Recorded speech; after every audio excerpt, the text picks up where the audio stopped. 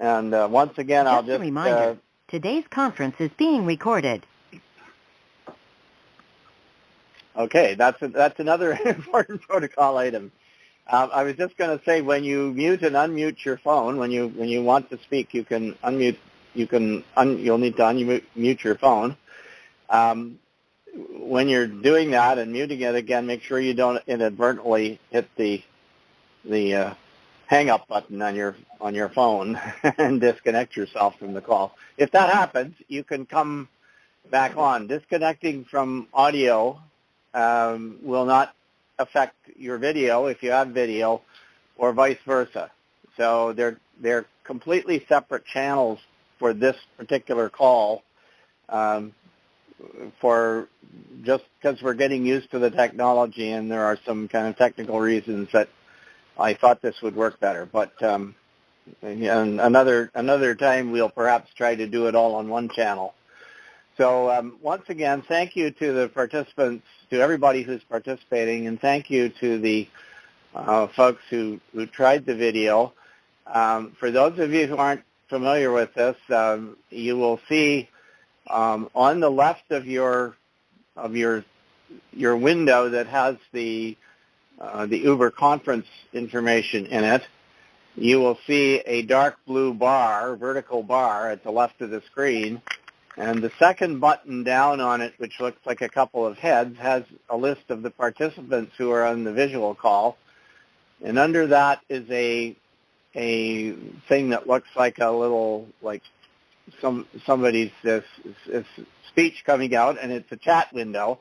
And if you click on chat, you will notice that down at the bottom of the chat window, there is a place that says new message. So if you wish to send me a message without speaking, you can always cut in and say it out loud. But if you want to just send me a message, you can type it down there, and you have to hit the enter key at the end of the message to transmit it. And you'll see it moves up to the activity side of the window, and I'll see that because I have that window open. And if you wish to speak later on and you want to kind of join the speakers list, you could just put your initials or your name in there, and hopefully I will see that. But if for some reason or other that doesn't work or doesn't get my attention, don't hesitate to to just unmute your phone and jump in. There aren't that many of us that we can't do it that way too. So without further ado, the next item, I'm going to go back to my window here.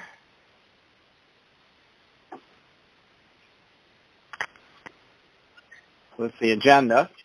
Mayor Comrie, it's Michelle Henry. Yes. I'll interject because I lost my video connection.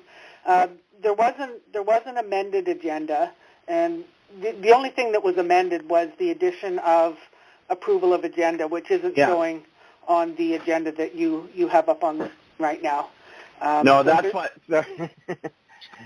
Thank you. That's what caused me to pause. I thought, where's the agenda? So obviously, I pulled up the version before the one that had it. But that's what we're going to do. Is we're going to ask for a motion to approve the agenda, and it is revised. The motion I'm looking for is, be it resolved that the agenda for this meeting be adopted as revised, with the inclusion of item 2.0. Approval of the agenda, which will then cause the other items to move down. But that's fine. Could I get a mover and seconder for the agenda, please? I'll move it. Okay, Councillor Lamb, I'll second it. All right, Councillor Gorhams-Matthews moves, and Councillor Lamb seconds. Any discussion about the agenda? I'm going to ask, since this is a simple motion, I will ask, is there anybody opposed to the agenda or wishes to add anything? Or hearing none, I'll assume that the motion is carried, and we can proceed with the meeting. If you hear papers rustling, it's because I'm just signing the signing these resolutions as we go. So the next item on the agenda is a presentation from our communications consultant, Molly Ross. And thank you, Molly, and welcome to the meeting. Thank you for joining us. What I'm going to do now is I'm going to put your presentation up on the screen. So I'm going to change what we're sharing here.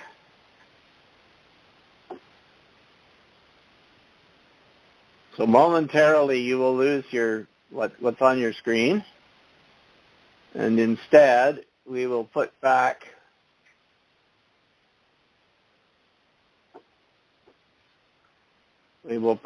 Molly's PowerPoint presentation, and I'm going to put it on slideshow format so that basically what you will see while this is going on is you'll see just a large, it should take over basically the whole or almost the whole of your screen. Is everybody seeing the first slide of the presentation? Yes. All right. Molly, do you want to take it away, please? And I'll advance the slides for you if you like. Perfect. Thank you so much, Mayor Comrie. Can everyone hear me all right? I'll just, unless you stop me, I'll continue on, but please don't hesitate to send a chat if you're not hearing the presentation. Thank you so much for having me back in this new format and in these challenging times. Appreciate the opportunity to talk about the draft strategy and the proposed brand revitalization. And what I'm going to do, I realize this presentation was part of your agenda package, so you've had a chance to review it.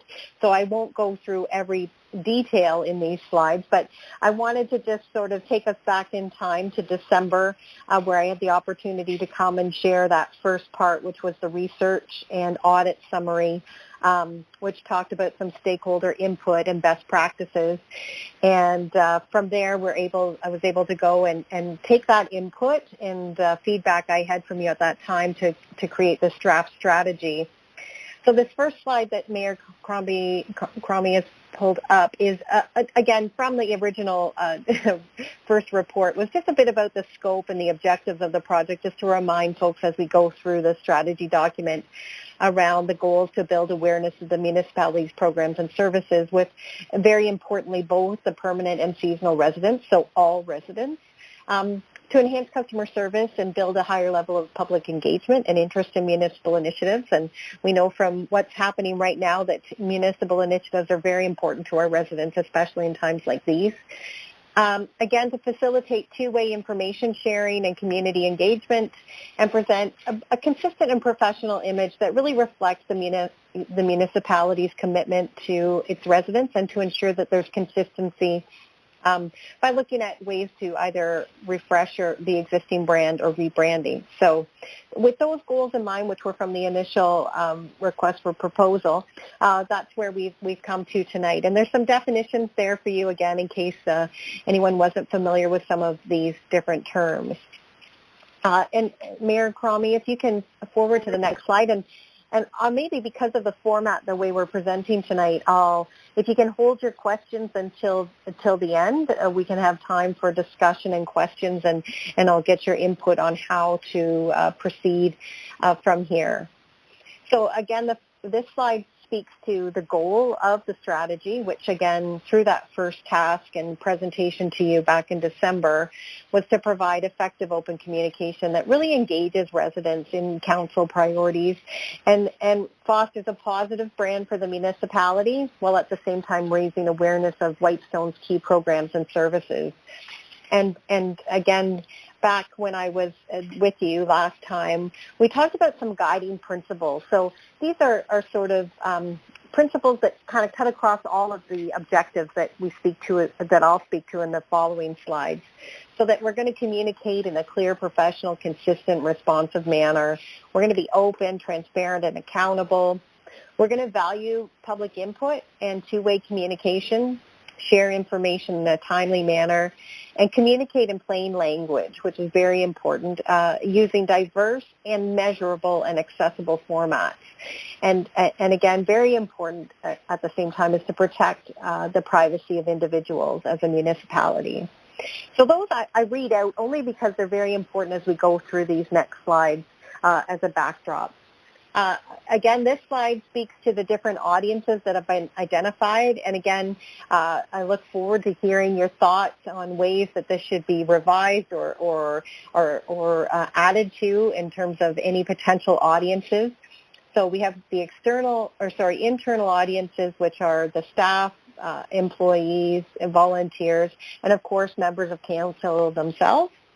And then externally, we've started to list out different categories where, again, as we look towards implementation after the strategy is finalized, we really want to make sure that all of our tactics address each of these unique audiences that you serve. If you can proceed to the next slide. So again, looking at sort of the first task, which was that research and audit summary, 4 different objective areas really stood out to me, and from the feedback was provided by stakeholders. So these are what I group as focus areas. And this first one is around brand and capacity. So it's making sure that that anything we do is, as Whitestone moves forward, is professional and consistent. And this is really important for those who are receiving the information, but also for those who are going to create the information. So the objective here, again, with a small municipality where it can be challenging if you don't have staff who are, have a background or training specific to communications, these first groups of actions or tactics are really important in building a foundation so that staff have the ability to, to implement the rest of the objectives. So the first ones are a little bit around the revitalizing the existing brand by polishing visual standards. And at the end of this presentation, you'll see some proposed, enhancements to the brand. And I've already had some feedback and a better understanding of the original logo, so we can speak to that. But really, because the municipality might not have set aside yet, what would be a full rebrand, it can be very expensive in terms of replacing all of your signage and a number of different factors. So instead we looked at what kind of brand refreshing could we do that would, again, polish the look, make it a little more modern, but also easy to still match up with existing signage and things like that will take time to revitalize. So we didn't want to go too far away from the original, but wanted to take a chance to clean it up and also make it a little more suitable for some of the new digital media applications like social media channels where the previous or the existing logo is a little challenging, both from a resolution and from, just a graphic appealing look to it. So, sorry to spend so long on that first tactic, but just wanted to set a bit of standards there. And so from that revitalization, developing these brand guidelines, which is basically a playbook for staff to use in order to, again, build that consistent and professional image, and some supporting graphics and images that can be applied to the implementation. So it's kind of building a toolbox for staff and council to use as we go forward.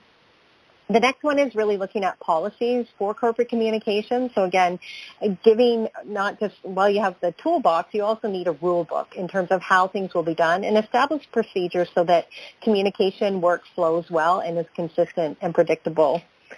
Again, to support that work would be some brand-aligned templates that would be easy for staff to use for routine communication, and that would really increase efficiency. So people aren't starting from scratch. They're going to have some templates that are aligned with the brand and are easy to apply in a small municipality. And finally, also training opportunities and resources for employees who perform the communication work, because again, not everyone has spent time. I won't tell you how many training sessions I've been to in my career, but it is a specialized skill, and as we move to more digital formats, it requires more and more training and skill advancement to be effective. So I think, again, not all of these happen all at once, and when I get to the implementation plan next steps, I'll be able to speak more to that. Again, developing and another goal out of this for consistency and professionalism is to develop some background information and key messages for key municipal programs and services or topics that are identified as a priority for council. So again, like the templates I mentioned before, this is a way to have key messages that are already prepared so that when residents or the media are looking for information, you've already got some canned, not canned, but some pre-prepared messages that are relevant to the different programs and services that you have. So again, if you could try just a little, for some reason on my screen I can't see the bottom of, I'm not sure if there's any way to minimize it, or I might just pop to my other screen for a moment. So before you advance that slide, I'll just speak to this where I really wanted to focus on why. So a communication that's consistent and professional in look and tone reduces confusion or misinformation for your residents and visitors and staff as well. And brands can catch people's attention and are easier to remember. So that was really the why behind that focus area. I'm just going to jump back to where we were. And if you can move to the next slide.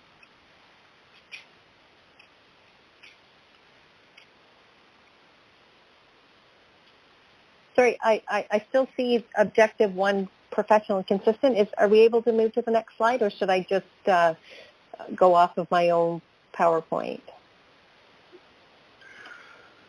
Molly, I have objective number 2 in front of me. I don't know. Okay, so I seem to be having a little split. Does anybody else, what is everybody else seeing? Are you still on objective 1, or has it moved for you? Doug Hickey sees objective 1 only. 1 only. Councillor Woods, objective 1 only as well. Yeah, okay. Let's see what's going on here.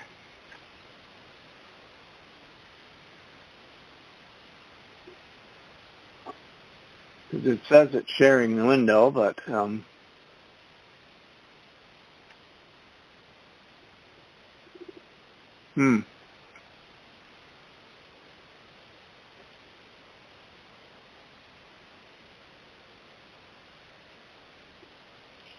Perhaps if everyone has the document already with them, Mayor Cromie, with your permission, I could just describe which slide I'm speaking to and move through the PowerPoint that way.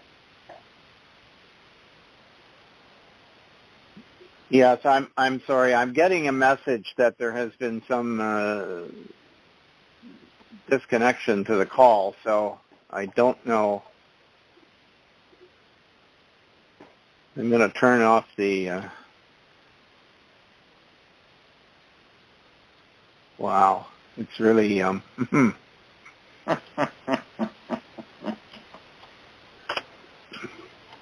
old school. I have a piece of paper sitting right in front of me that I'm following along just to envy with.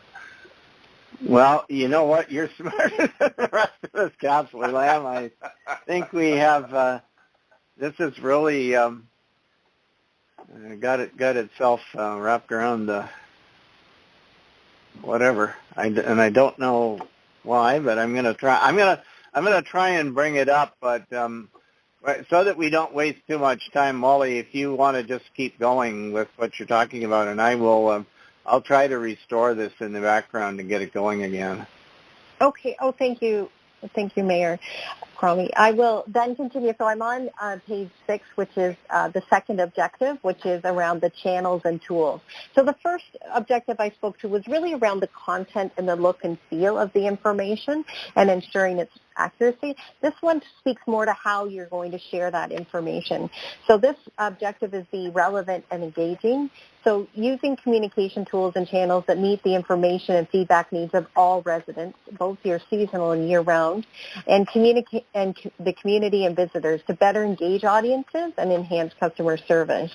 So some of the actions here speak to redevelopment of the website, which is already happening, modernizing your existing communication channels. So we've talked before about the newsletter, but those examples of what can we take that you already exist but modernize it, but also transitioning to formats that are more measurable, allow feedback, and are available in both digital or print. Again, looking at your existing social media channels and ensuring through brand alignment and content scheduling to make sure they're more effective and build audiences so that people know where to look and are engaged in what you are sharing. Measure outcomes and effectiveness by gathering data and resident feedback on the ways that you're communicating so that you can determine if those channels or tools are meeting the needs of your audiences. And expanding access to council meetings by moving from audio recordings or webcasting, different options on ways that residents become more engaged and aware of your council agendas and topics.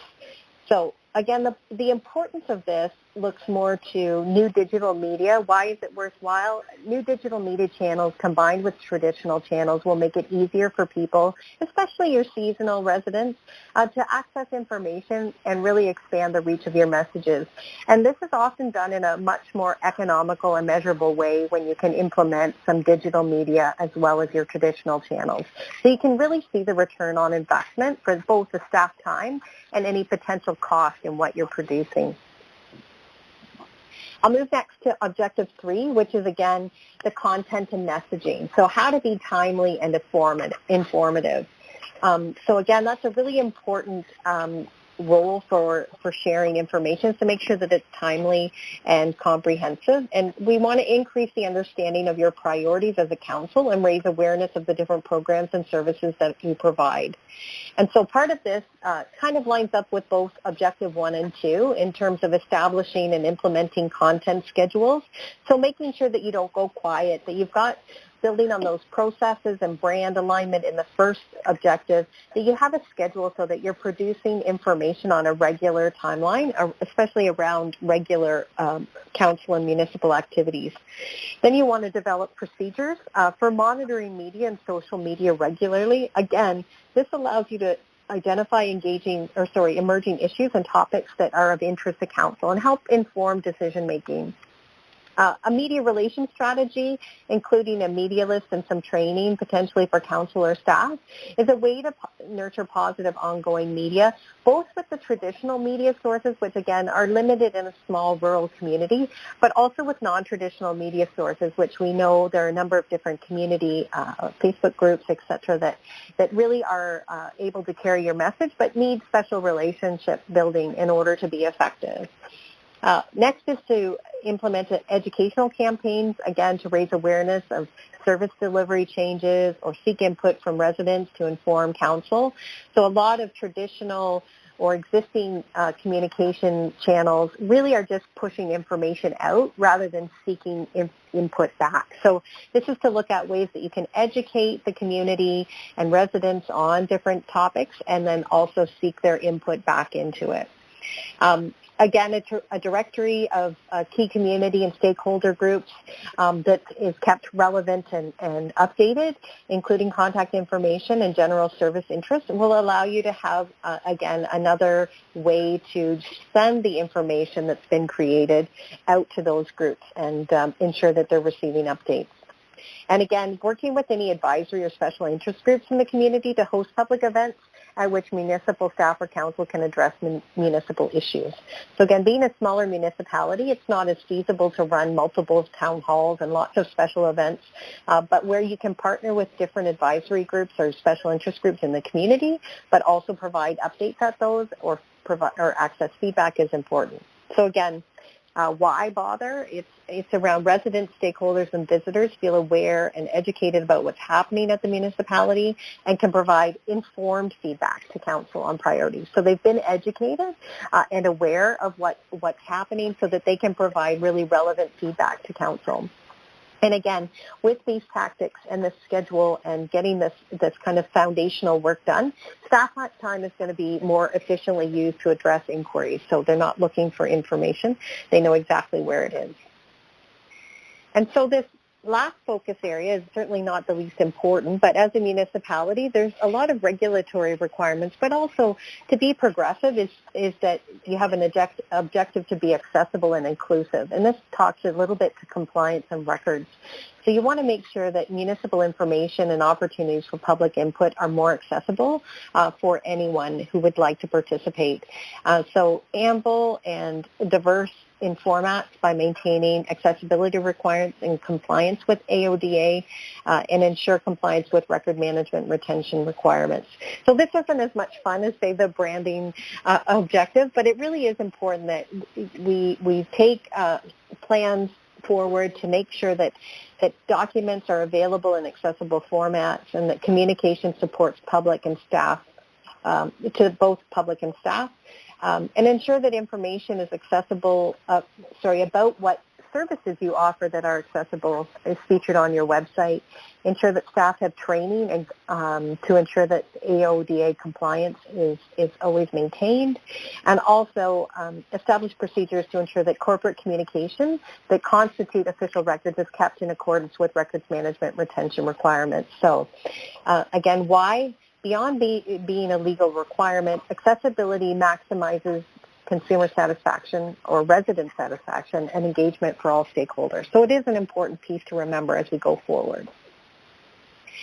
So the next slide speaks to, which is I'm on slide 9 now, really speaks to what comes next after your input is incorporated into the strategy that I just walked through.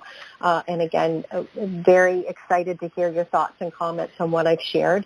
But the next step will be, and we've actually started, again, because of different circumstances, the progress of the project being able to come and share with you has been delayed, but we have started to look at, what could be implemented provided some of these foundational strategies are in place. So the next step following this would be to develop those implementation plans and a bit of plan and do. So already we're looking at working with your staff at what can we start to do immediately and what will take some time. And when we talked about Objective 1, looking at the brand guidelines and developing templates and the procedures and policies, those are really the first step in being able to be effective in the long term. And some of the other things will take a little longer. So the implementation plan is kind of taking those actions and tactics and mapping out what can be done in the short term and what will take, so that future activities or actions can take place.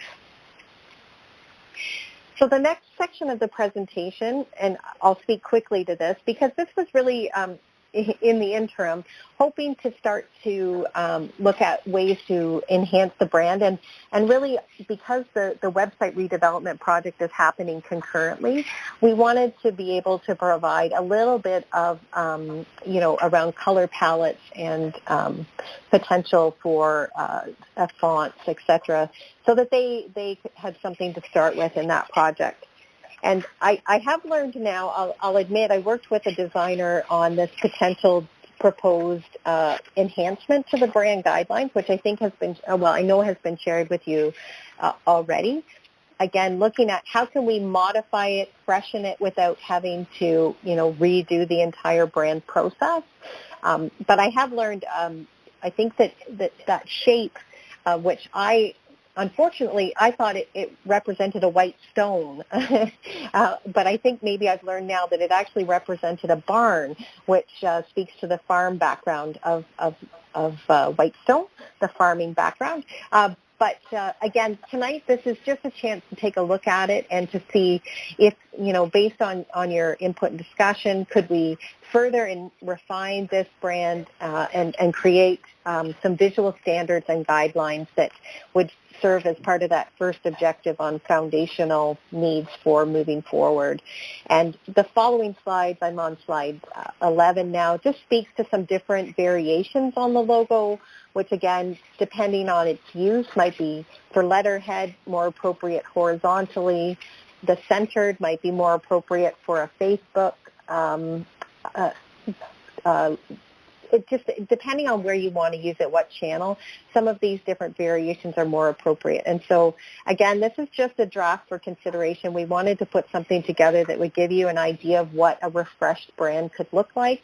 And again, with the color palette, this provides staff who are creating content to have, sort of a rule book or a toolbox of what to use so that things that are being produced look consistent in nature as they go forward. So I apologize for speaking so long and maybe going into more detail than you were looking for, but I can't see your faces, and I'll stop now and see if I can get some input on both the draft strategy as well as that proposed brand guidelines. Well, thank you very much, Molly. Our internet connection here got dropped. Is what happened. I have put the slides back on. Do the people who are still online, are you seeing the slides or not?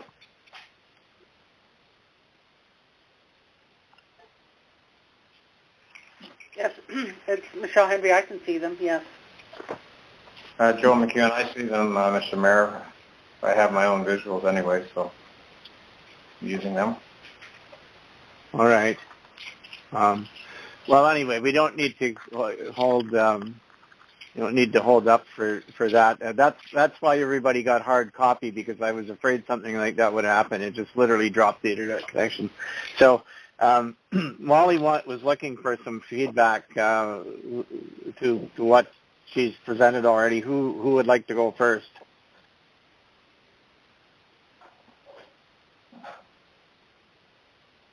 Just jump in if you'd like to. Mr. Mayor, Joe McKeown, if I could speak, please. Go ahead. I'm quite pleased with Molly's presentation here. The branding, I think, is very significant and looked at pretty well. The branding in terms of and putting it together with the logo. We had a chance to send back some input into that, and I see it's much more balanced and is very much clarified from what the old one was, which I would hope makes it easier for putting it on garments and putting it on certain information going out from the municipality. So, I'm quite pleased with the branding aspect of it to start off with that. Thank you. Thank you. Anybody else? Yes, Mr. Mayor. Councillor Gordon Matthews, if I may speak. Yes, go ahead, please. I was just wondering, for our target audiences, would we want to include businesses under our external audiences as well? I'm just looking at this list. Maybe it falls under one of these other categories, but I was just thinking local business would be another target audience in terms of sharing information with. That's great. Thank you. I'll add that for sure.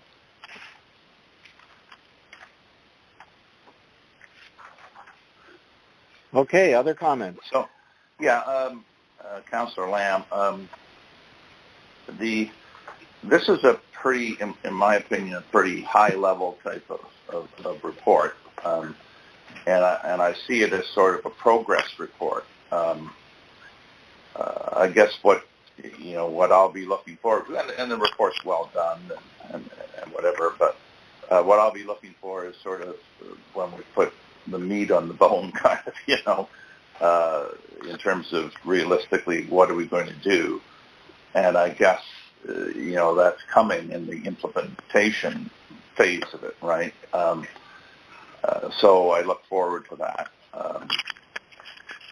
Just following up on what Beth had to say about businesses, I think in a couple of areas there you can also insert committees and boards of council, okay, which are pretty important, whether that be the library board or the rec committee or whatever, in terms of audiences and those sorts of things. So I would ask you to kind of insert those in terms of, there's a couple areas where I wrote that in, but I won't bore people with that. In terms of the logo and the branding, I'm okay. I'm okay with the change. I think it's a really positive thing to take the municipality of Whitestone out of the current logo because it really is busy. To be honest, I didn't know until a couple of days ago that was a long barn in our current logo. So I'm surprised by it.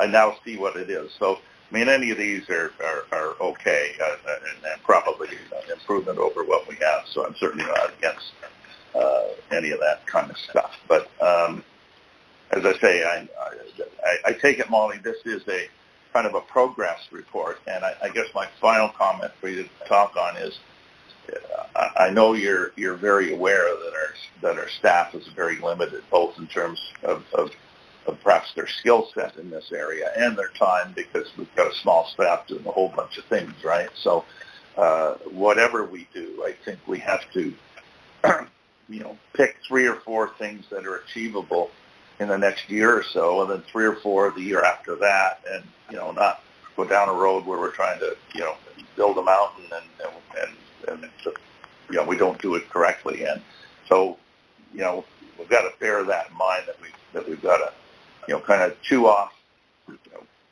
sizable, eatable chunks, in this thing. And so I look forward, excuse me, to the next phase of this. I think that, and I guess the question I would have is, are there tools that we're not using right now? We try to communicate in the website and newsletter, and we've tried open houses in the past. Are there tools in the tool bag that we don't know about and we should be looking at to better coordinate? Like I think we've got to get people's emails, right? We've got to get their email addresses with their permission so we can get to them and get to them quickly, particularly in the situation we're in with COVID-19, right? That tool we've got to develop quickly so that we can respond to people no matter where they live, but at the same time have kind of a backup system for those people who may not have a computer or may live locally and not have internet or whatever, and maybe there's some sort of backup paper trail that they can post on message boards, or they can come into the office and pick up or whatever. But those are the sorts of things that I look forward to us kind of getting to and doing, so that we're further ahead. So I've probably rambled too much, but is there any comment you have, Molly, on my comments? No, absolutely. And yes, that is indeed what the implementation plan. And again, not wanting to move too far ahead without council having a Can chance you speak to up, please? Okay. Sorry. Absolutely, that is what will be detailed in the implementation plan, and did not want to proceed without having your thoughts on the objectives to make sure they're right. But we have started to look at, as you said, what can be done in year 1 or 2, and again, really looking at, as you mentioned, I think I spoke to under channels and tools is, building that listing of stakeholder groups. But again, not just moving to digital media. When I say that, I mean you already have some social media channels, but what can you do to use them more effectively? And not only using those channels, because as you mentioned, not all of your constituency is online. So that really is sort of what I've started to work with Michelle on, again, with the hopes that this was fairly aligned based on the first report. We've already started work on what that implementation could look like, realistically, in a smaller municipality. Good. Mr. Mayor, could I add an extra comment to the outreach? Go ahead, please. Joe McEwen here. Molly, presently we do insert in the website, of course, and I guess that's an area that we would have to try to expand on. I've always been unsure as to how much audience we really reach, unless people are going in and picking off because they're from here as a local resident or a seasonal or whomever. I'm just wondering how many we actually reach out to from that, and if there was one sort of medium we could use that would enhance that, I'm wondering what it would be. Councillor McEwen, thank you for the question. And that's exactly what, when I speak to both the content and the channels and the strategy behind it. So just posting something to your website, as you said, people, I don't mean to be harsh, but I say it to myself on a daily basis, is people don't go to a municipal website to browse traditionally. We need to find a way to draw them there. And that's where social media can be very effective in being a way to market and draw people to that information. But it's also a way to measure the effectiveness. So you'll be able to see how many people engage with your posts. And when I speak to I don't want to jump around too much, but in making sure that we have ways to measure the effectiveness and a process to do that on a regular basis, we'll let you know what that traffic is that's going to your website based on where they found sort of the headline on social media. But it's also looking at advertising. I know the municipality does some advertising, but using that as a way to draw people to your website for the most relevant and up-to-date information. So unfortunately, it kind of takes all of these things coming together, but that's where we're looking really carefully at how to implement this so that you're not just building a beautiful new brand and a beautiful new website, but also making sure that people are engaging with the site and getting the information. Mm-hmm. Okay. All right, thank you. Are there any other questions or comments? This is Doug Hickey. Can I add some comments? Yes, sure, Doug. Go ahead, please. Okay. Just before I start, my background has been in marketing. I've been a consultant in e-business and in e-learning, and so some of this stuff is somewhat familiar to me. I have 4 comments I'd like to provide. First of all, Molly, I've already given you some perspective on the logo, so I don't need to go through that. Second item is I'm very pleased that you've identified the unique nature of the demographics of Whitestone and that it's 80% seasonal folks, which puts communication to be very critical and at the same time very challenging. And so one of the things that I'd like us all to keep in mind is that this communication, whatever we do, has to be year-round. Because as it is right now, seasonals come up or have come up in the past in the summertime, but we've got to get them connected year-round somehow. My 4th point is, although the tone of this is we will, accept input, I think we need to be more proactive and encourage input from folks.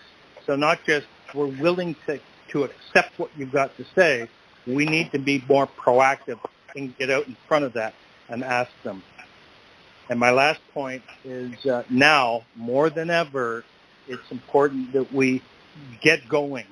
And so having been in the consulting business before, one of the things that I would probably say is, okay, what are the 3 things that we need to do right now? We've got 9 pages of overview. We've talked about logos. But okay, we've got a tough job ahead of us. We've got to communicate. What are the 3 things that you think we should do right away? So there's my input.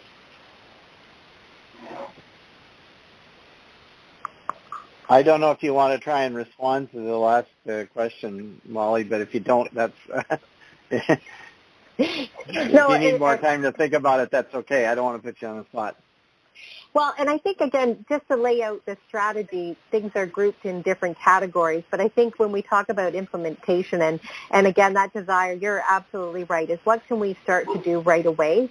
It might be a combination of a few things from each of these objectives that really are around the same thing. I think it's really important that you land a brand that can be applied to all your social media channels and documents going forward. I think taking your existing social media channels and, again, refreshing the brand, but intentionally, starting to use those tools regularly and build an audience.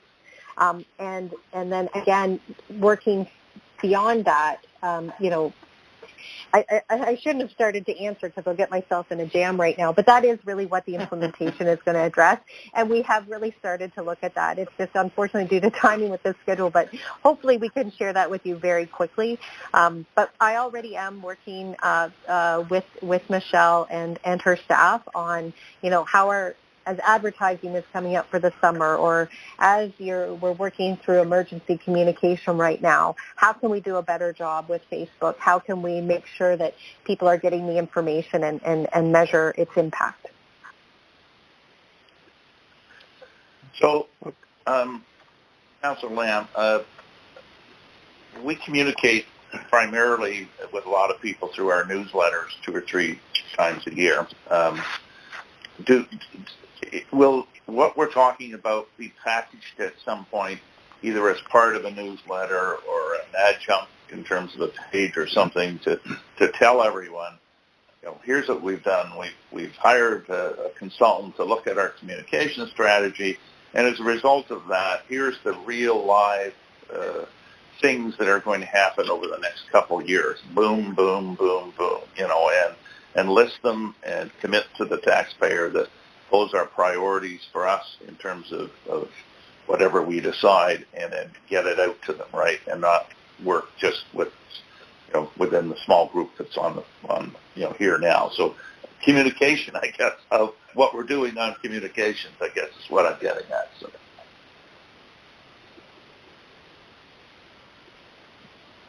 Sorry, absolutely. Again, a lot of the detail in this document is a lot for staff purpose, right?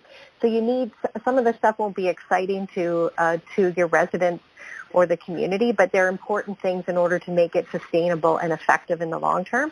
But I think you're absolutely right, is to talk about the fact that Council has, worked with a consultant to refresh and revitalize the brand, and here are new ways that we're going to engage with you, and here are ways that we're going to enhance the ways we've been communicating with you in the past. And I think that would be part of year one, or if we're already in year one, as an easy way. But even with the newsletter, I think my recommendation and implementation, even though that's not what we're talking about today, will be to move to a digital e-news format for your newsletter. That doesn't mean that you can't still include something with your tax bills. I mean, even if it's something driving people to the website to subscribe for more information or to provide input. But I think there's ways, again, as you build a stakeholder list, as you build email database, I think you need to start to offer your newsletter in both formats. There will still be people transitioning in year one from, encourage them over the course of 2020 to allow you to send them an e-news format of the newsletter, and again, talk about how you're going to communicate to people and how they can stay engaged, but in simple terms, not like this document. Good. Okay, well, thank you, everybody. I think in the interest of time, we should move on to the next item, but I do appreciate your participation. And Molly, thank you for your presentation and for answering questions. Thank you.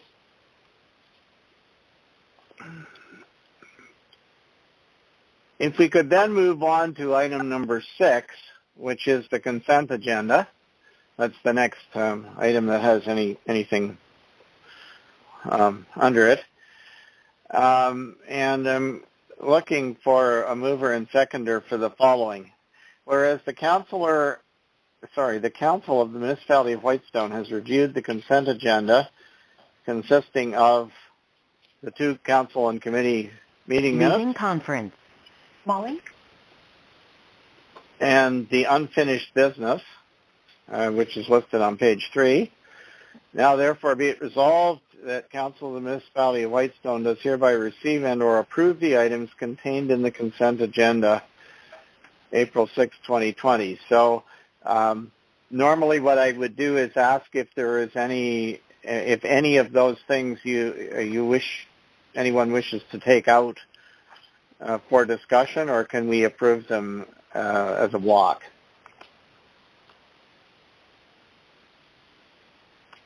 Anyone wants to discuss?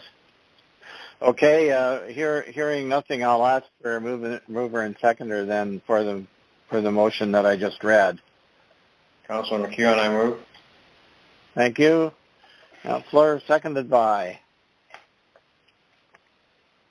Councilor Woods, I can second. Thank you very much. Is there any discussion? So I'll ask if everyone is in favor, and if I don't hear anything, I'll assume you're all in favor. So if anyone objects, please, this is your chance. Okay, thank you. The motion is carried, and the consent agenda is received and or approved.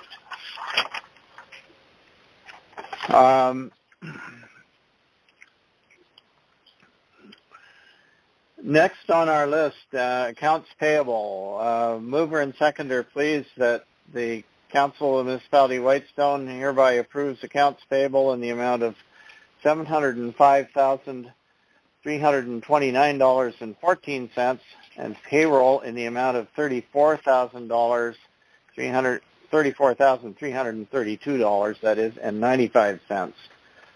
Can I get a mover and seconder for that? I'll move it.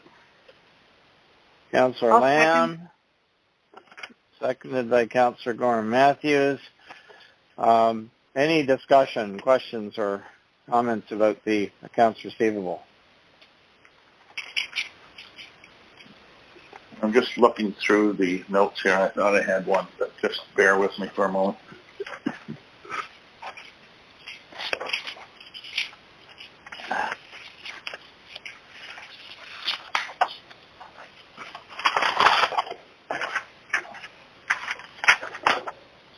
Yeah, on page 9, there's a whole bunch of, service for the thrift shop, service for the nursing station, and anyway, the total $28.94.10. I just, what's the service? Because on the bottom of page, the page before it, it says RTP Mechanical Limited. Service the office, service this. What I just don't understand what kind of service is it? If I may, Mayor Comrie, it's Michelle Henry. You may. It's they service the furnace. Okay, so these are the furnaces in all the different buildings. Yeah. Okay, thank you.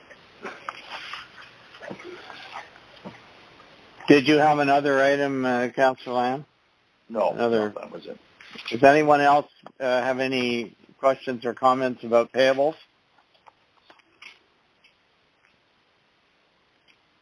Are you ready for the question then? Well, I guess we can do this one because I haven't heard any controversy. Can I assume that everyone is in favor? No objections? All right, thank you. That's approved.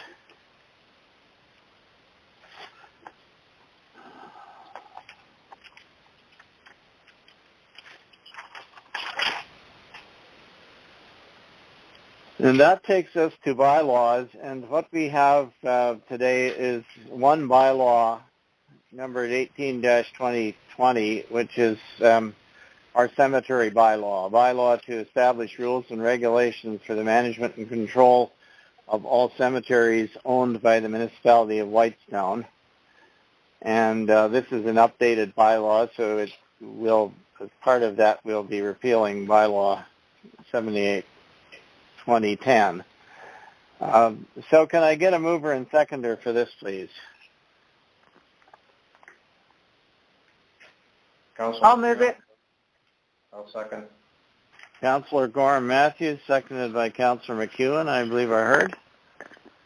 Yes. Any discussion about this bylaw? If I just to remind you, we saw this before, and it was sent out to the bereavement council who approved them, and has come back from them intact.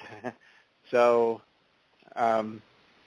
unless we're going to start all over again, we probably should just approve it. But I don't want to stop you if you see some fatal flaw. Any questions or discussion?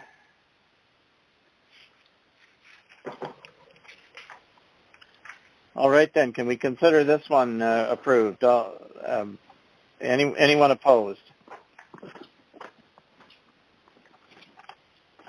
Very good. The bylaw is carried. Further read of third time passed and properly signed and sealed the 6th day of April 2020.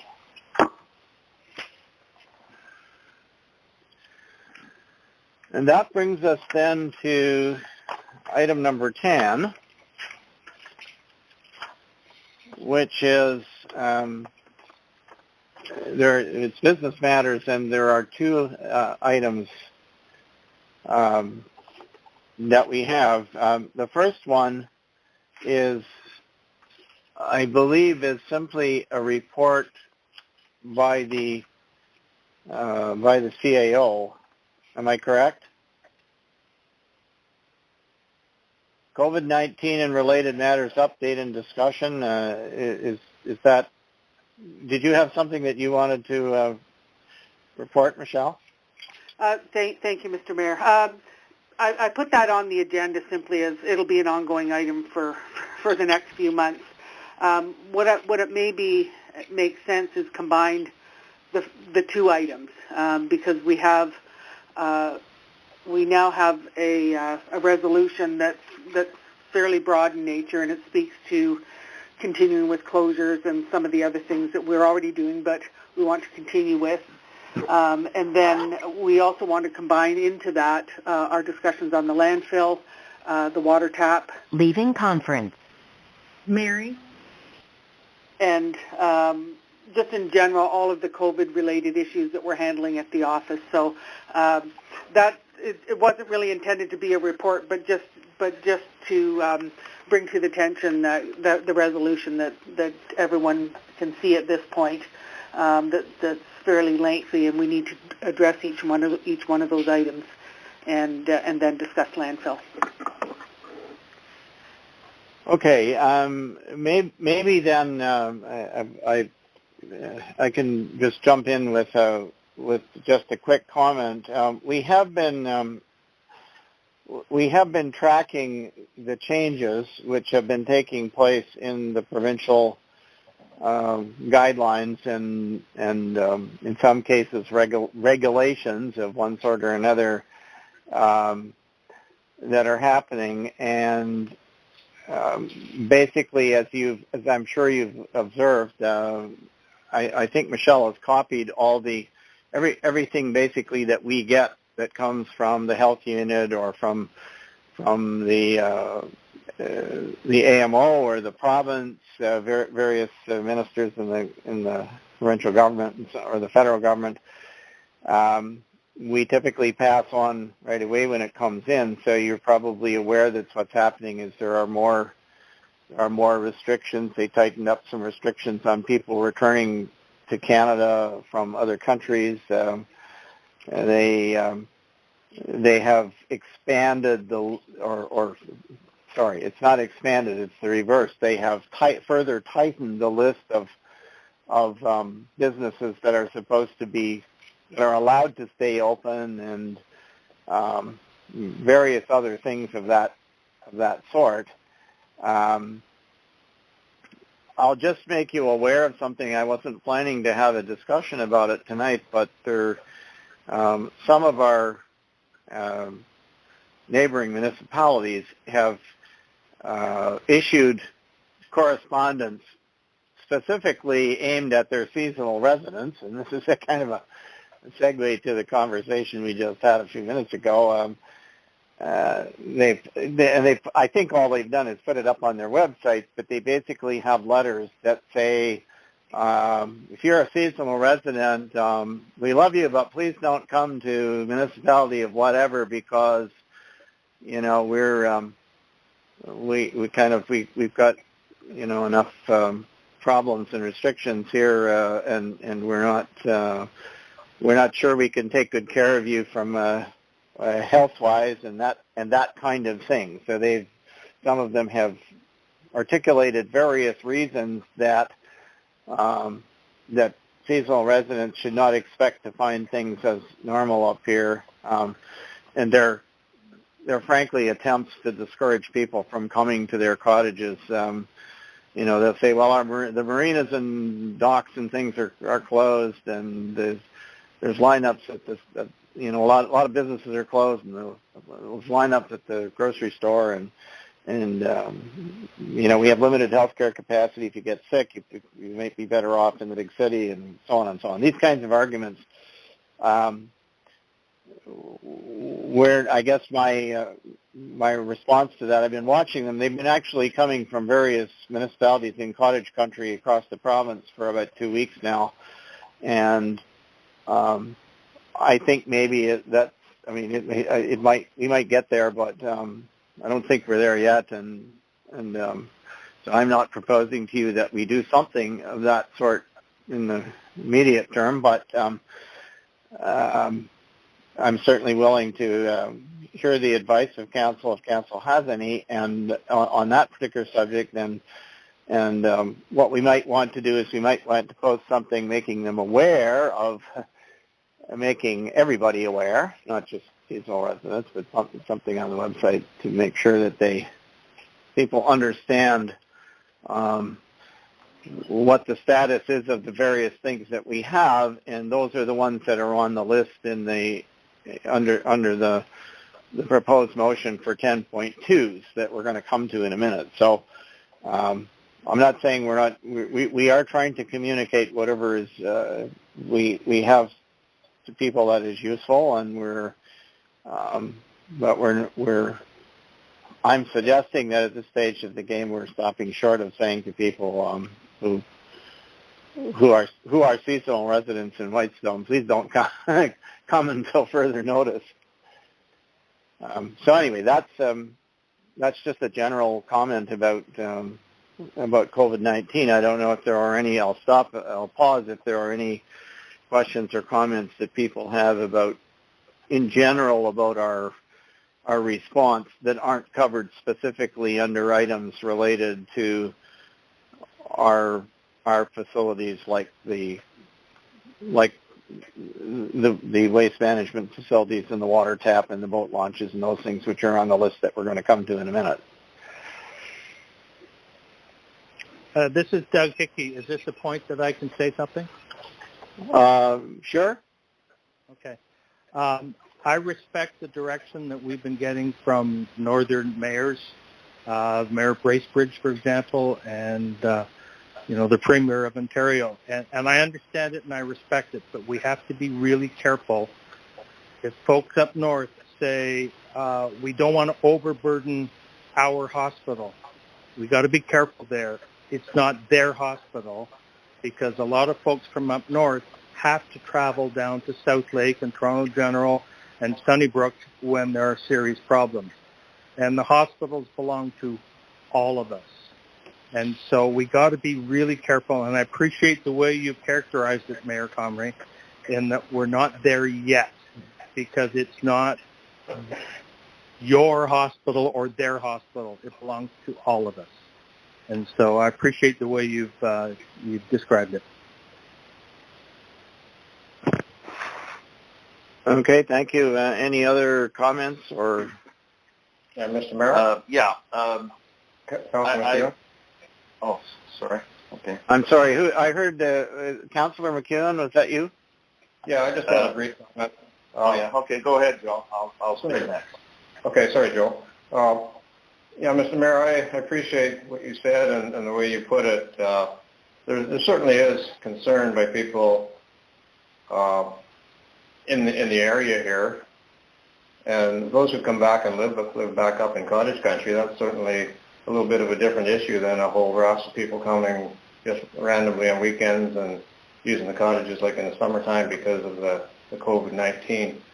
So there certainly are potential concerns about somebody touching taps, touching anything as much as gas fill up at a service station versus grocery stores and all that kind of thing. So it would be interesting to see where we are a week or so out. I know Quebec, they really had to go whole hog because of the rampant nature of it there.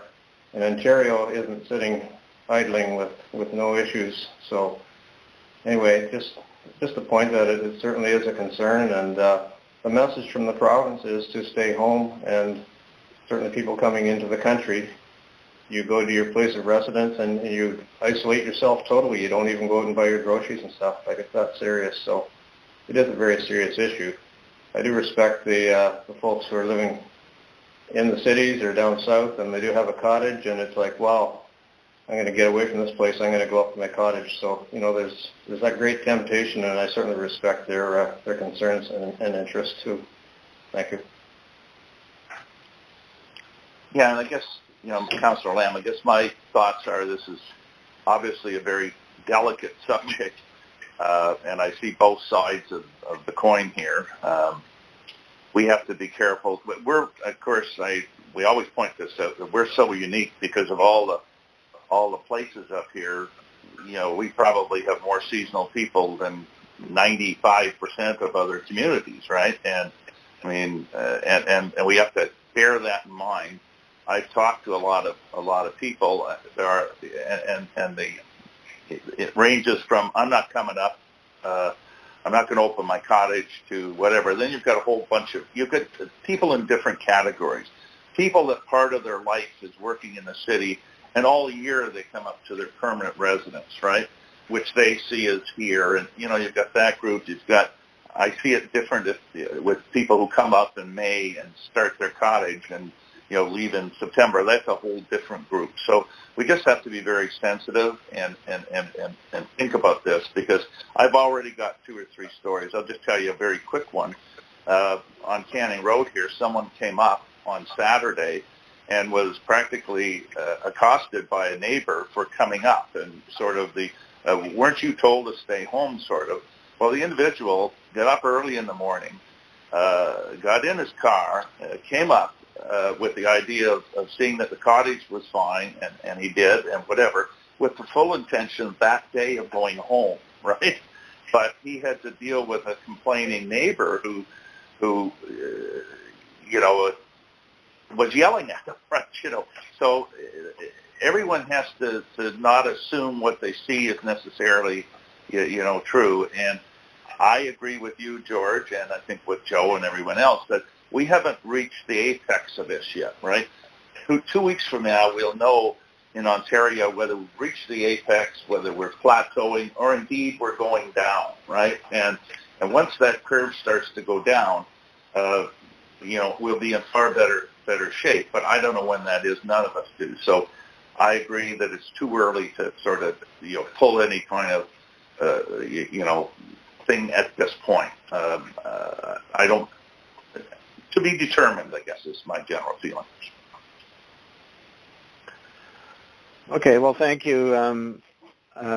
If there are no other comments on sort of just the general situation, I wonder if we could move to we could move to item 10.2, which is, it says it's landfill operations. It actually has a couple of other things that are tacked onto the end of it if you look down the list. But the main driver for having this motion on the agenda is that, if you recall, at our previous meeting, when we made a number of decisions, we said that we were going to, we basically made them for up until today, up until yesterday, and we said we were going to review them again. And so the decisions we made were for a shorter period of time. Now, we're not constrained the way the province is. Perhaps you've noticed that the province every 2 weeks has to come back and extend the emergency that the Premier declared. He can't sort of do it indefinitely. But we are not, as I believe, we are not so constrained, and therefore we can we can say, well, we'll revisit something in a particular at a particular time. So you'll see that in many of these motions, the words "until further notice" are appended there. So that that suggests that we will certainly revisit these whenever we think it's appropriate, but we can, we can either say we're going to do anything for a specific period of time, or we can say we're going to do it until further notice. So I think what I'd like to do procedurally, if I could just get a mover and a seconder, and then we will have discussion, and we'll go down and we'll kind of take some straw votes on these and see if everybody agrees, or if they need to be modified, or if we need to fill in a date or whatever. So, because we need clearly to renew, like for example, the one that says the Dunchurch Community Center will remain closed to all public events. If we don't do that, then our closure of it, our previous closure of it will expire. So that's why that's still on the list. That's why that's on the list again. Anyway, can I get a mover and seconder for what you have in front of you, and then we will just go down the. It's that the motion is that the Council of the Municipality of Whitestone hereby supports the following measures to continue to limit / delay the potential spread of the novel coronavirus, COVID-19. So, and the motions, the individual actions will come to. So, mover and seconder, please. I'll move. Councillor Woods. Councillor Woods moves. Seconded by. I'll move. Councillor McEwen. Thank you, Councillor McEwen. So we have a motion on the floor. Let me just go down them one by one, if you don't mind. First one is that the Dunchurch Community Center remain closed to all public events until further notice. Does anyone feel that we should change that?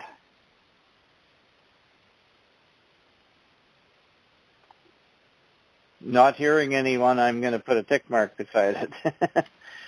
And we'll move on to number 2, which is exactly the same thing, only with respect to the pavilion, including public washrooms, the Dunchurch Beach, the playground areas, and the ball diamonds.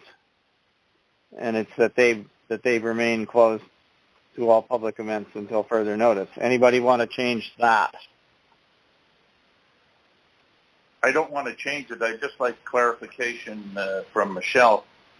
Down near the office there, is it cordoned off, or is there tape or something saying please don't use all this, or I haven't been down there, so I don't know. I've been housed in my cottage for the last 2 weeks, but is there anything down there other than a notice or something? Or in other words, what I'm concerned about is people just come and they say, oh, let's go over and play in the playground, and away they go, right? Madam CAO, do you want to respond, please? I can do that, yes, thank you. The playground is cordoned off. We've got some barricades there and some do not enter tape at the entrance, and I think further in, and Mr. Sheridan could confirm, there's more tape. What we haven't done yet is cordon off the beach, and that's because when we passed the first resolution on March 16th, there was still all sorts of snow and ice on the beach, and no one was going on it anyway.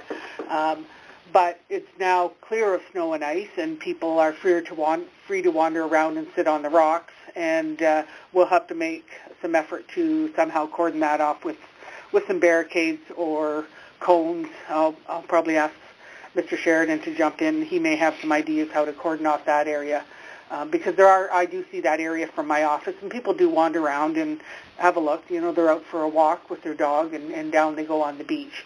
So we'll have to find a way to let them know that they're not to be there. And we haven't made up any signs yet. And as we go further down this list, you'll see there's a couple of areas where we will have to have some signs created. and then we'll do them all at once. Once we decide where we don't want the public to be. Is the Dun Dome taped off, or the entrance to the Dun Dome? The entrance is closed. Okay, good. Okay. Good. That answers my questions. Thank you. All right, thank you. Anything else about number 2? All right, I'm going to put a tick mark beside that one. Third one was that all recreation events remain canceled until further notice. Any discussion about that?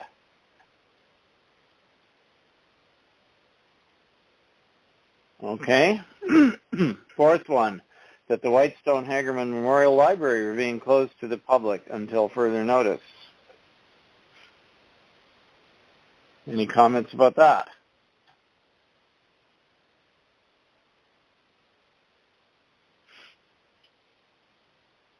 Okay, number 5, that the Maple Island Thrift Shop remain closed to the public and volunteers until further notice.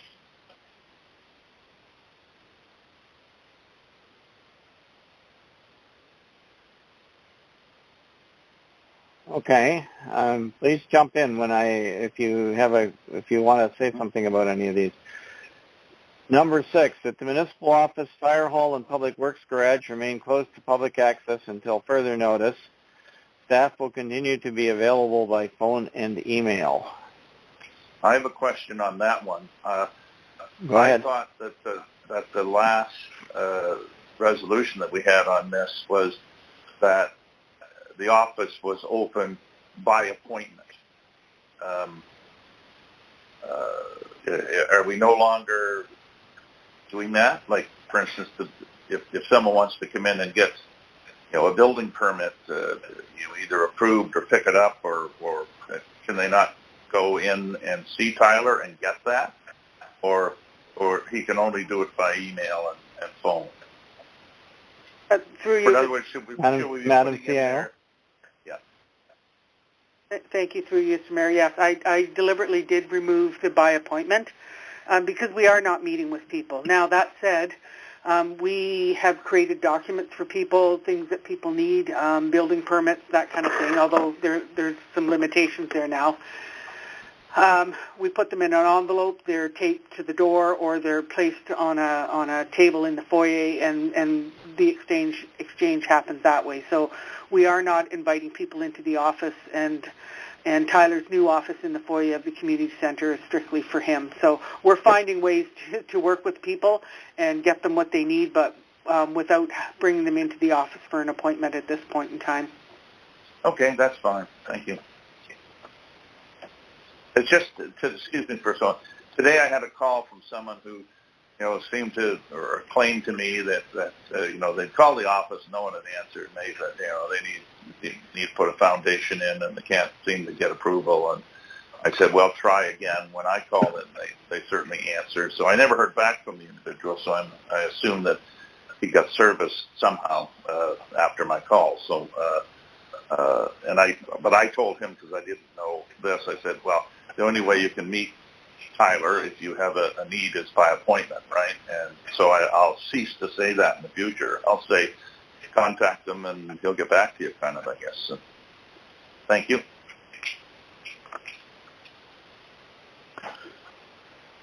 Okay, thanks. Number 6, that the municipal office, fire hall, and public works garage remain... We just did that. Oh, I'm sorry.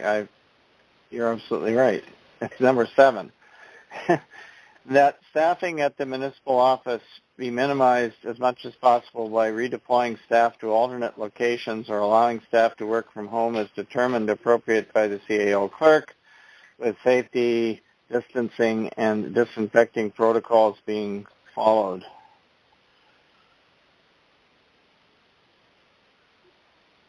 That is pretty much a statement of what is happening at the moment, in my experience anyway. Anybody have any comments about that one?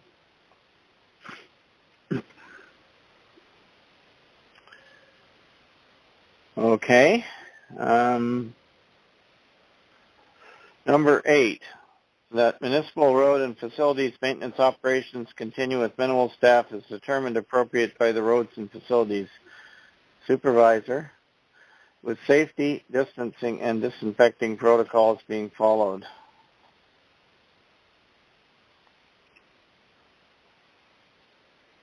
Once again, I think that's pretty much what we're doing.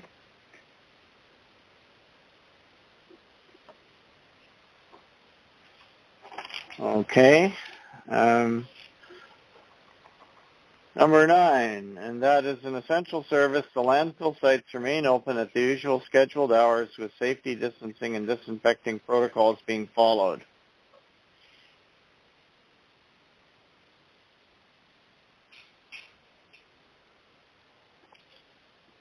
Well, I have some comments on the landfill site in general because I guess 9 and 10 really kind of go together. So I don't know whether this is a time to, talk about the landfill sites or not.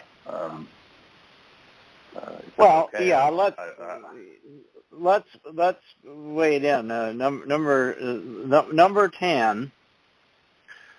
Let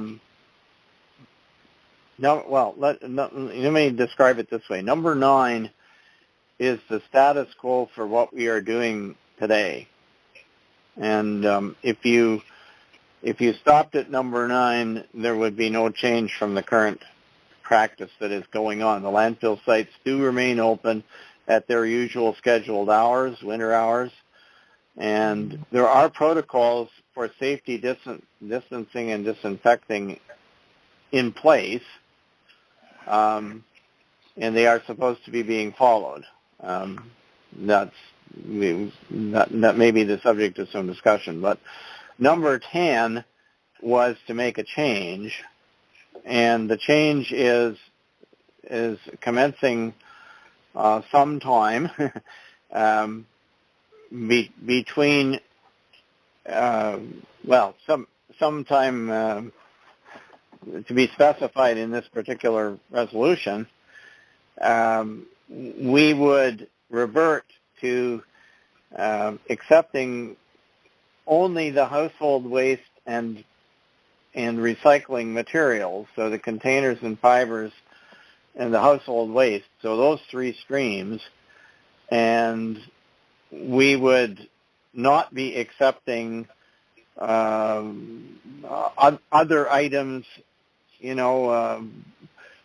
mattresses, tires, boats, brush, construction debris, etc. And a lot of those things, of course, as you'll recall, we said we were going, before we got into this pandemic, we said we were going to, in order to give people notice, we were going to put those restrictions in effect on May 1st. So I guess what this number 10 is asking is, do you want to move it forward?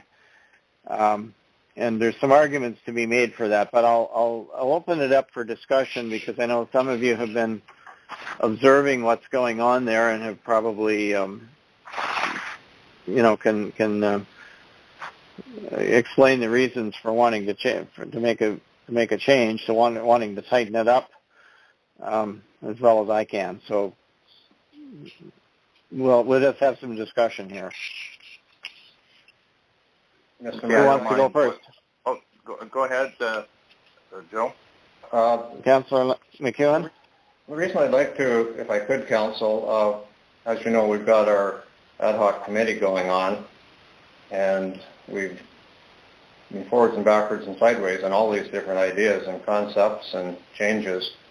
And we kind of worked toward the May 1st as directed through our previous council meetings. I know COVID-19 adding a whole different complexion to the whole world right now, but I think we were looking at putting out a brochure that would be handed to people prior to May the 1st and after that as well, but hopefully getting the word around that we would proceed as per our newsletter that went out, which was stating that there would be no commercial and demolition waste and no commercial brush even delivered to either landfill.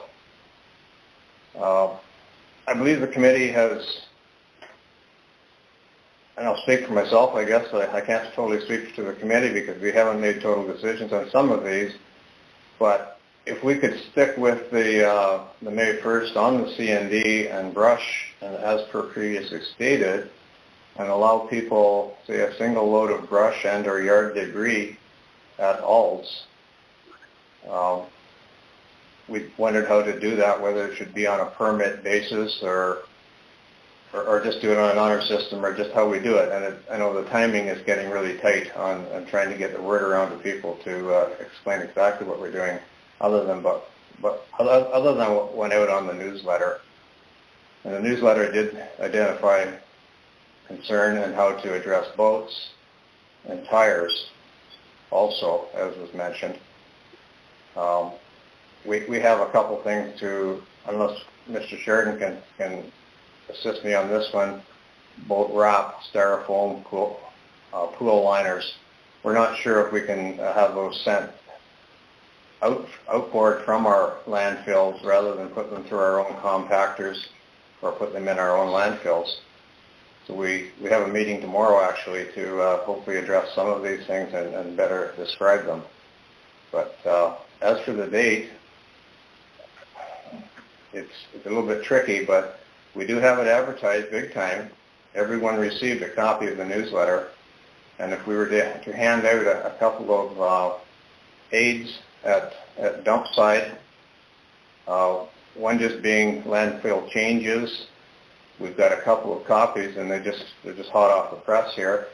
And another thing we've worked on quite extensively is a recycling handout, which clarifies what is non-fiber and what is fiber product, and what is accepted, what's not accepted. A bunch of recycling tips, and I think we have a pretty good working model to put in place, but there are still a couple questions that have to be answered, I guess, coming back from our receivers of the products before we can actually publish this, which maybe after tomorrow we can get some more definition on that as well. So anyway, having said that, I'll listen for other concerns from councillors. Thanks. Okay, thank you. I wonder, Mr. Mayor, if I could ask Brian Sheridan, do you, or in general, do we expect, and my concern with the May 1st statement, and Joe McEwen and Brian, I know you're on that committee, I thank you for all the work you're doing. Are we concerned at all that we're going to get an influx of things? I now know that by May 1st I have to, take my boat into the, and pay my $2 a foot, and I'm going to take it over, right? Before May 1st. Are we concerned about that? Or I'm going to demolish a cottage, so I'm going to make sure I demolish a cottage in the last week in April so I get it to the landfill site. Is there any concern with that sort of thing? Because that may be a reason for us to advance that date. And I've got a bunch of tires or whatever they are, right? Are we prepared? And do you think, Brian, that there's going to be an influx like that over the next 3 weeks or so?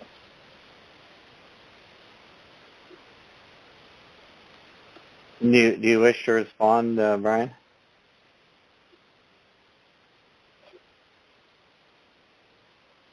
Can you hear me? Yeah. You can now. Okay. I apologize for that. Through you, Your Worship, certainly there's both sides of that coin that are our present landscape, and the landscape is changing. It's changing quickly. One of the concerns that advances things is the matter of contact or potential contact with staff to the virus and to the COVID-19. The more that we can reduce the streams going in, the more we can control that. On the other side of the coin is, as Councillor McEwen points out, the task force has been working diligently to try and put forward an implementation plan that will work for both the permanent local community and the residents that come seasonally in a timely fashion.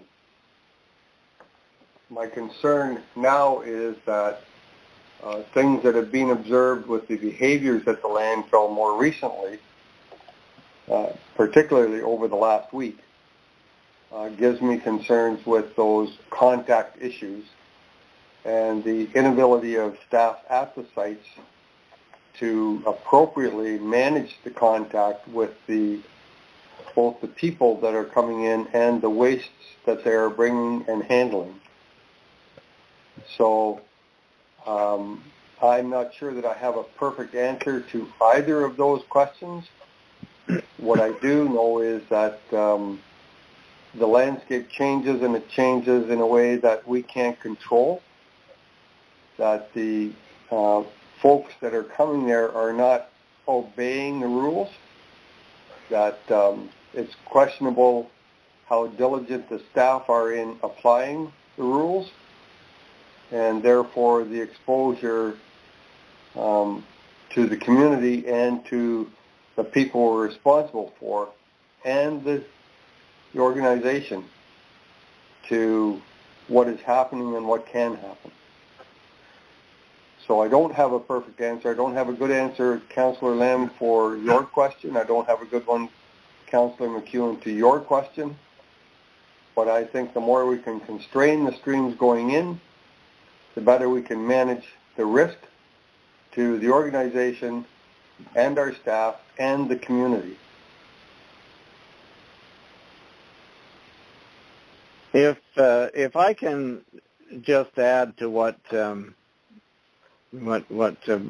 has said, and there has been a fair bit of discussion over the last few days about things that are happening at the landfill sites, and there is the distancing is not being. I think it's fair to say the distancing is not being maintained consistently for a number of reasons. And when I say distancing, I mean distancing between the landfill attendants and the users of the landfill site, and between the users of the landfill site and other users. People are kind of behaving in the manner that they normally would have done in the past, and it seems to me that people don't have the message that the pandemic precautions and protocols apply to the landfill site. Maybe because it's outside, they think, oh well, it's outside in the fresh air and sunshine, so it isn't. There's not the same risk, or they think that, or they're used to landfill sites being a sort of our equivalent of a coffee shop kind of thing where people get together and chat about stuff, and the landfill attendants try to be friendly and helpful to people and so on, and so they're not being as aggressive in pushing them back perhaps as I would be if I were in their shoes. And the public is sort of taking things for granted, and of course we have no flow control on the dumps the way some municipalities do. Some of our neighbors in their transfer stations and so on basically have the one staff person that they would have will be stationed at the gate, and they let one vehicle in to dispose of its garbage and recycling, and then that vehicle goes out and the next one comes in. And of course that in itself, to do that, requires somebody to interact with the people who are lined up waiting to get in. We've also had situations where people are coming with loads of stuff for which they have to pay a fee and get a receipt. And so the landfill attendant then has to go and write a piece of paper and exchange the piece of paper for some cash. And there is a protocol, as Brian would tell you, there's a protocol to that they're not supposed to just come together and exchange the pieces of paper, but apparently that's happening. People have observed that. Our CAO has observed that happening, and others. So I think I'm kind of coming to the conclusion that we need to simplify matters at the landfill site in order to, kind of get everybody out of this business as usual mode and get them to looking at that being an opportunity for exposure. And I'm suggesting to you that people are at the landfill sites are behaving in a way that they would not behave if they went to Sobeys in Parry Sound to get their groceries. And one of the reasons, of course, is that, as you perhaps know if you've been at Sobeys in Parry Sound, is that they are restricting how many people can be in the store and where they can go and how many people can be lined up to check out and all of those kinds of things to make it much more difficult for folks to not comply with the protocols. And we're doing business as usual, and I'm suggesting to you that we have to that we have to stop doing business as usual maybe sooner rather than later to get that message across. Some of you may know I was interviewed by Moose News this morning, and one of the questions they asked me was, well, what are every municipality doing something different at the landfill sites? What's Whitestone doing? And I said, well, we're moving in the direction of restricting our streams down to those three basic items. I went out on a limb and said that to them because I felt that as of May 1st we would be there. I didn't say when we were going to do it, but I'm wondering if as much as it's going to cause inconvenience to people, and as much as it's going to as much as I realize it in some ways undermines what the task force has been working on in terms of the May 1st target, it might. I'm concerned that we're going to have that we're going to discover that our landfill sites were the vector for infection. Just if we don't do something to disrupt the current behavior that's going on there. So that's I guess that's that's why you see this number 10 item here on the list. And Mr. Mayor, if I might, I think I told the mayor, I was talking to him yesterday, I guess. But I had a very bad experience at the landfill site on Sunday, and I was masked and gloved and everything else, and I waited at to throw my garbage till no one was there, and I went up with my car, and as I was loading, two other people came, and they just acted like everything was normal. In fact, they walked right at me, and I literally had to pull myself back and let them throw their trash out and proceed over. It was just a very awkward sort of situation. And those two people, so I fully concur with your observation about, and we can't expect our employees are going to, watch what's going in there, do all these things, and then tell one resident you're not social distancing and that sort of thing. So I agree 100%. In terms of the stream going in, I guess that's up for debate whether it's May 1st or now. I don't have a problem with what you're proposing here. I wonder why we can't. Maybe I'm too simple on this thing. Why we can't run our landfill sites like they're a transfer station, or run them like they're a grocery store, and only allow one or two people in at a time, and have the landfill attendant at the gate, opening and closing the gate, and explaining at a distance to people, you know what to do. You can't go in until someone exits, and that will give them a message, right? That in itself will give them a message. And I just wonder why we can't do that versus trying to, let all the people in the sandbox and then try to do something, right? It's not going to, if we say you can only take garbage and recycles there, it's still not going to help the person that five people, are congregating. Some of them, they don't want to congregate, right? And infecting other people. So it's a very serious thing in my mind. So Brian, is it possible to have one attendant sit, and his job is to let people in and out, and if they have a question from a distance, they can ask it at the gate. Where do I do this? What do I do with that? And go from there. Is that possible? Is it a doable thing? Through you, Your Worship, certainly anything that is the will and direction of council is what we will implement. My concern with a single attendant at the gate is the matter of inclement weather and somewhat of shelter. I agree that, and wholeheartedly agree that the more we can reduce the streams, the better that we can reduce the contact and things like cash exchange. So if you restrict it to, as you suggested, things like household garbage and recyclables, then the cash exchange issue goes away. But having one person at the gate, my concern would be that that person is not in control of the conflict that will occur with the person that drives up and doesn't have just household garbage and recycling, and then the attendant at the gate must turn them away.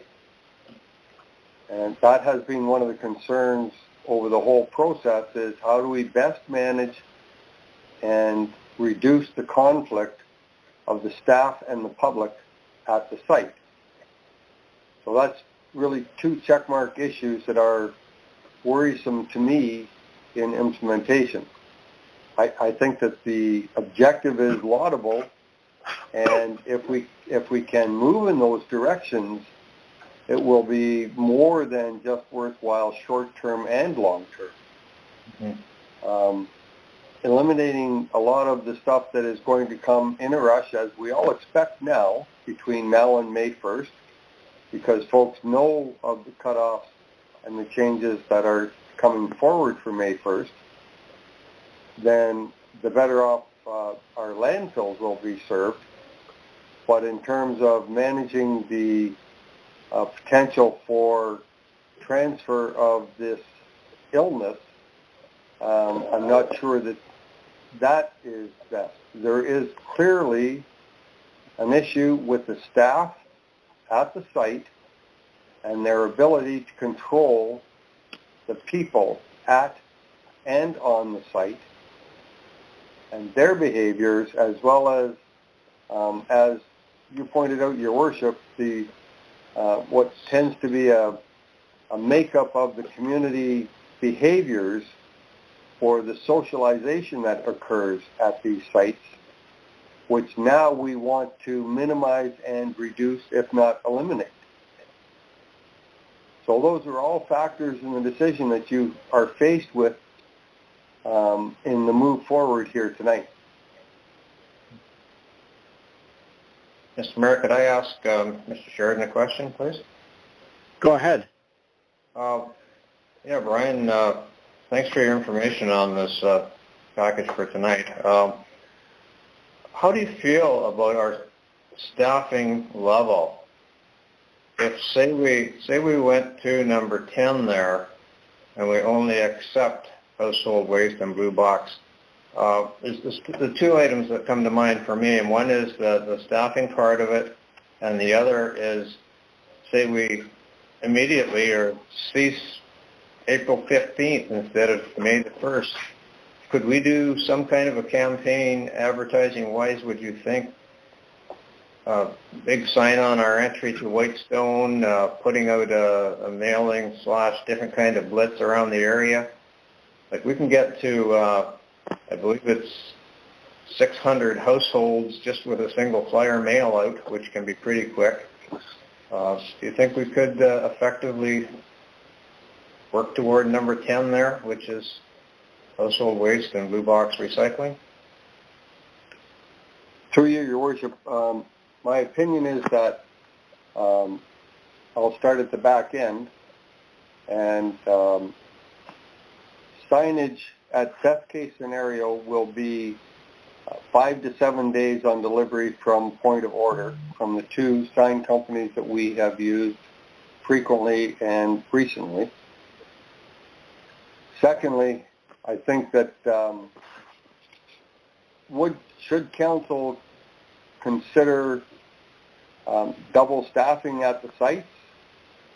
The best application of that I could find would be to operate one site Tuesday and Saturday, the other site Thursday and Sunday,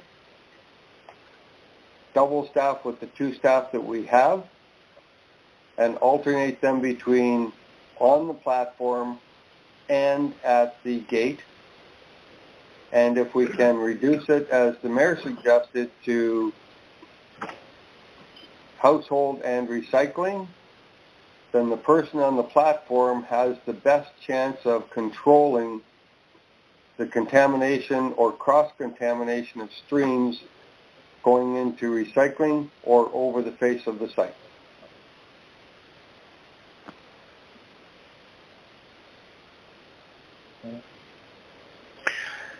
Yeah, I was just going to say, with respect to having a single person and that person is at the gate, in the case of, well, in either landfill, particularly at York Street, periodically someone has to run the compactors, has to do compaction. If you're down at the gate, you would have to close the gate and walk up periodically and look at the compactors and see if they need to be if they're ready to be compacted, if there's only one person there. So and the problem is, if you're down at the gate, again, and I'm thinking of York Street, if you're down at the gate, you cannot really see what people are tossing over the lip into the dump. So they can still have their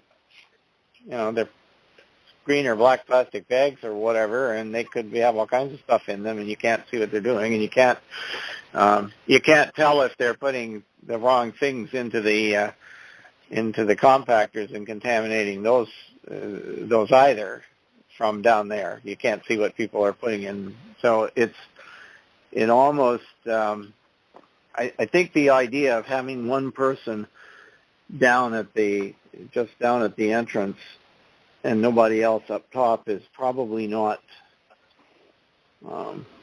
It's probably going to cause more problems, and it'll deal with the congestion, people being too close to each other inside the landfill area. I warrant that it may result in all three of our streams being contaminated.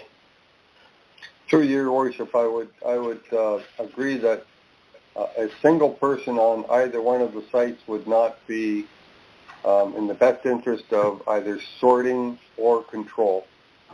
And if we want to use the two landfill staff most effectively site per site, I think that my opinion is that the best approach would be to alternate days between the two sites so that you have two staff, one on the table helping people and directing those people and controlling that the wrong things aren't going in the wrong places. The contamination of one of our compactors is a very significant additional cost in the operational. And so having two people on the site, in my opinion, would be the most effective way to manage that.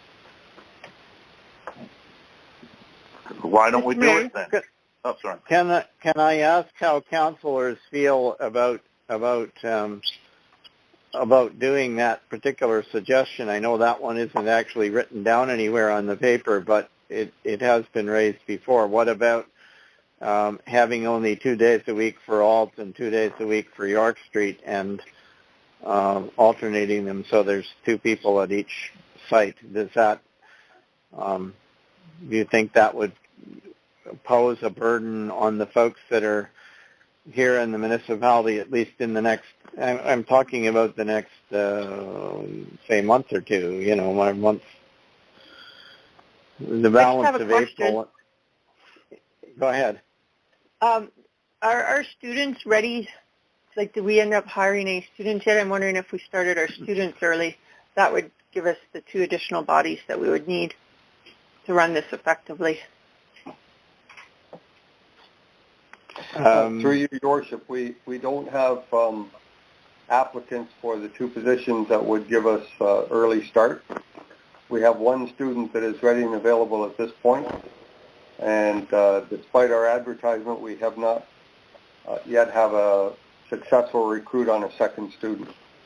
I would also think that the question would be, do you position the student to be the screen at the gate or the student to be the control on the working face? And that's where my concern would come with the student being in one of those positions. Sorry, I just, if I may, I'd just like to get clarification on what Mr. Sheridan just said. We have one. Did I hear you say correctly? We have a student who could start today. Is that? That's correct, Your Worship. So we would need another one if we were going to use the students to the best suggestion. But where would you put the student? You put the student at the gate. Am I not right? Or well, in my opinion, through you, Your Worship, in my opinion, the gate is going to be the highest probability of conflict between staff and users, because that's the person that's going to have to say to them, you have waste that we're not receiving, you have to turn around and take it away. So that's the most likely place for conflict between the member of the public and the staff. And our whole purpose in this process has been to be kinder and gentler and not to be too based on conflict. We want to avoid conflict. So putting a student in that position, to me, would be a serious challenge. On the other hand, to put the challenge or the student on the working face, where they have to say the waste goes over here and the recyclables go here and here and run the compactors, you have your least experienced person in that placement. Mm-hmm. But if you have a simplified stream with only those 3 things, can you not teach them fairly quickly how to advise people where to put things and how to run the compactor? I would go back to your earlier statements, Your Worship, about the issues that are being faced with the staff that are there who are very experienced. I can instruct and direct and advise and teach what you wish. That does not mean it's uptaken or applied. Sure. Mr. Mayor, could I add one little junket? Go ahead. Joe McEwen here. I had a meeting with the attendant coordinator, I guess, from McKellar, and they've gone through this exercise many years ago. And what he explained was the horror show he had at the very outset when they went from a full-blown landfill like we have to a transfer station. So they went a step even beyond where we are, not allowing anything extra, and it had to be all sorted and put in transfer buckets and stuff.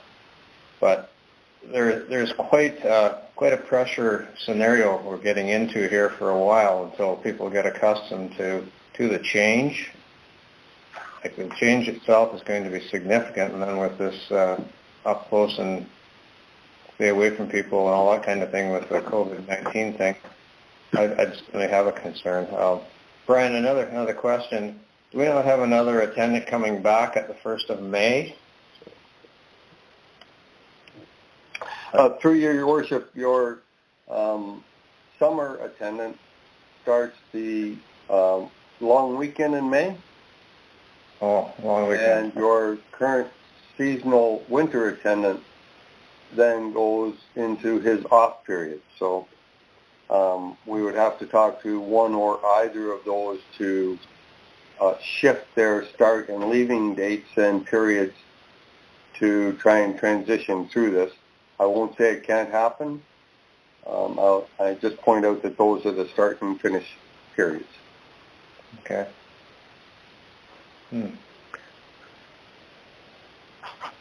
Well, I guess my viewpoint is that, people in their lives are being tremendously changing their lives every day. And whether you get inconvenience at the grocery store or you get it at the landfill site or you get it because the office is closed or whatever, and I think we have to bear in mind what's we're not telling people they can't bring their stuff to the landfill. We're just saying you can only bring it on these 2 days. And, I don't see really anything wrong with double teaming our current staff who are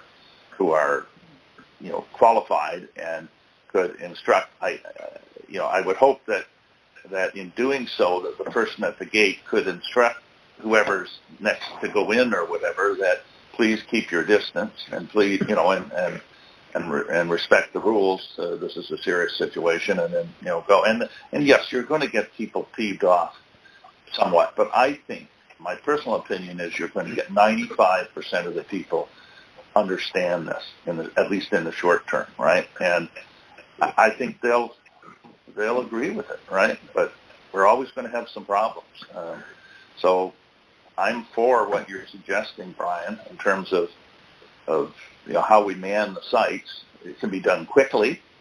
I know people will say, well, you just did this. Well, decisions are being made every day by various levels of government that are affecting people. They don't go out and have a plebiscite. They say we have to do this and we have to do it, right? So I guess that's my viewpoint on it. And we're going to get conflict either way. But if we can remedy what we see as a real problem right now by limiting what can go in there and by staffing it, double teaming it, and only have it open 2 days, I think that's the best result in my mind anyway that I've heard tonight, right? So that's my opinion on the matters. Thank you. I wonder if I could ask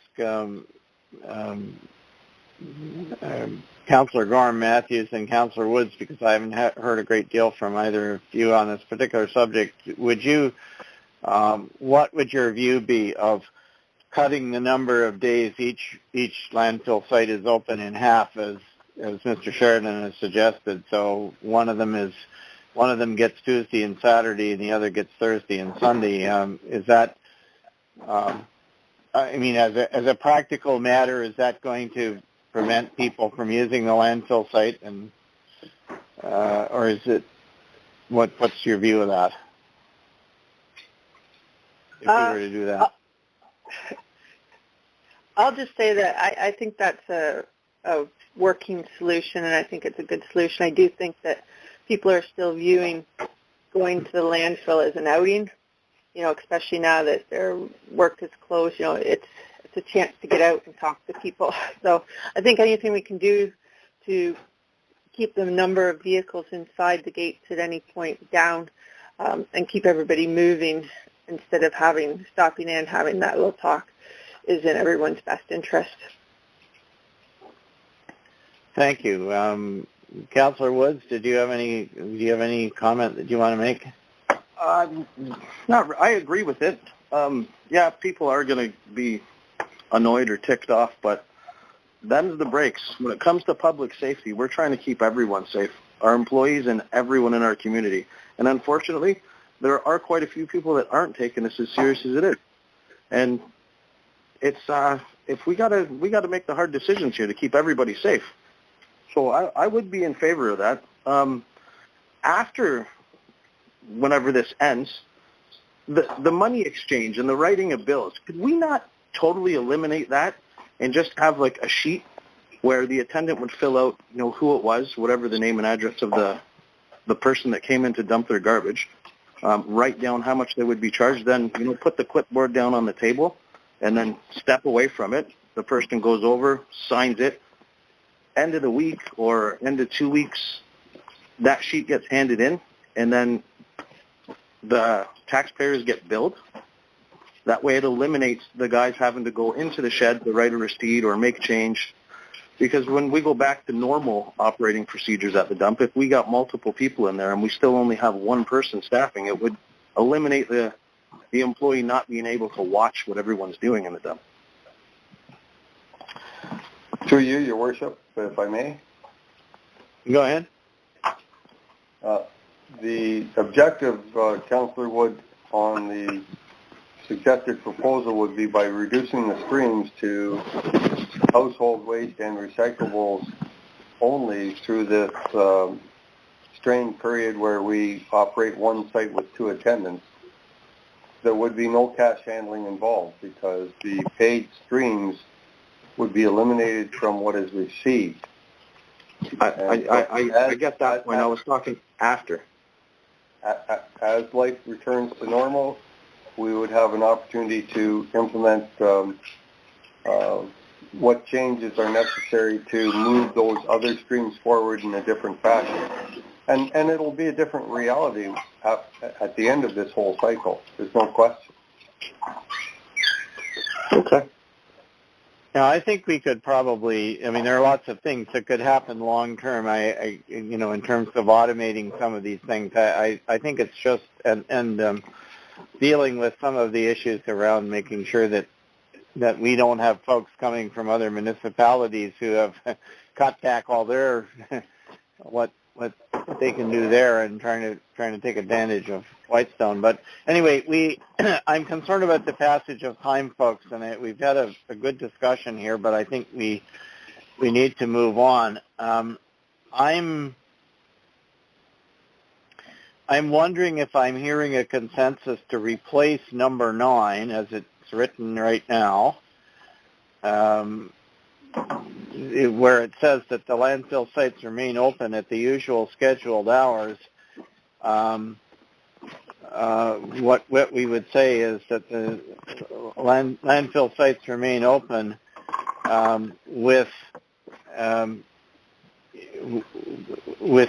2 attendants each, and each open instead of at the usual scheduled hours, but with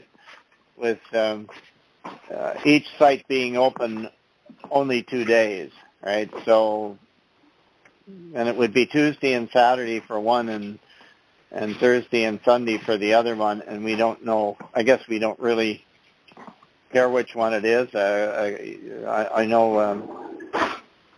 know Brian suggested a particular. He named which site got which 2 days, but is there a consensus around it? Is there anybody who objects to us establishing that? And I guess we're talking I guess it would be effective as soon as it's possible for us to implement it. Is that correct? Or do we need to? How do we get notice to people? That kind of thing. What sort of an implementation would we have? Any thoughts?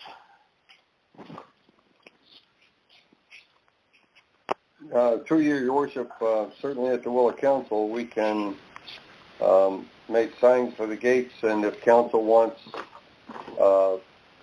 an immediate implementation, we can do that, or if you want to implement after this weekend, we can do that.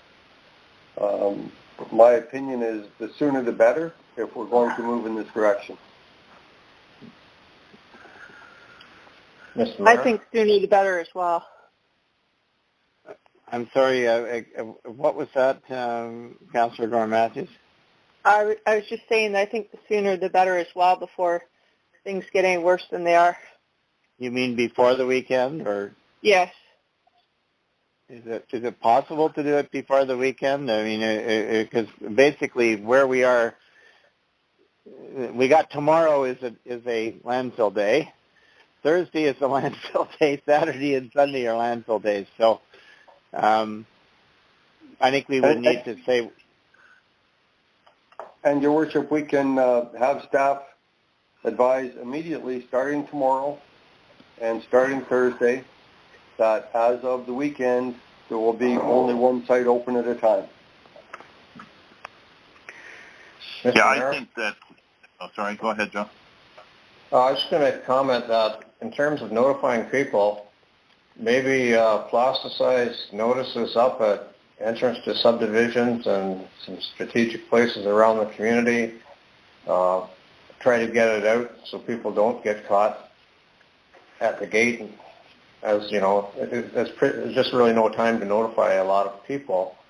And hopefully we could get the message out that these dates will be the open times, and give them a phone number to call the office for clarification if necessary. Or I think signage of some kind is pretty significant. Of course, we have the one big board at the community center, and we could even probably do up a real quick sign of some kind if we had to, I guess, and put it down at the entry to the municipality and back on the bunny trail, and at the one over at the other end of the village coming into Whitestone.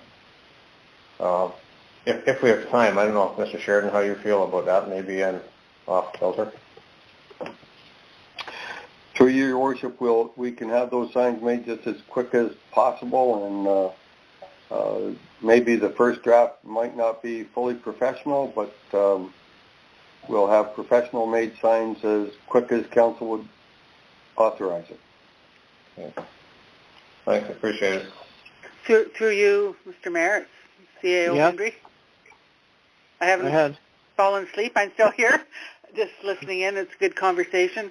So one of the things we can do is tomorrow, and this is easy enough, we can quickly make up some flyers that will get handed out starting tomorrow to as people come into the sites.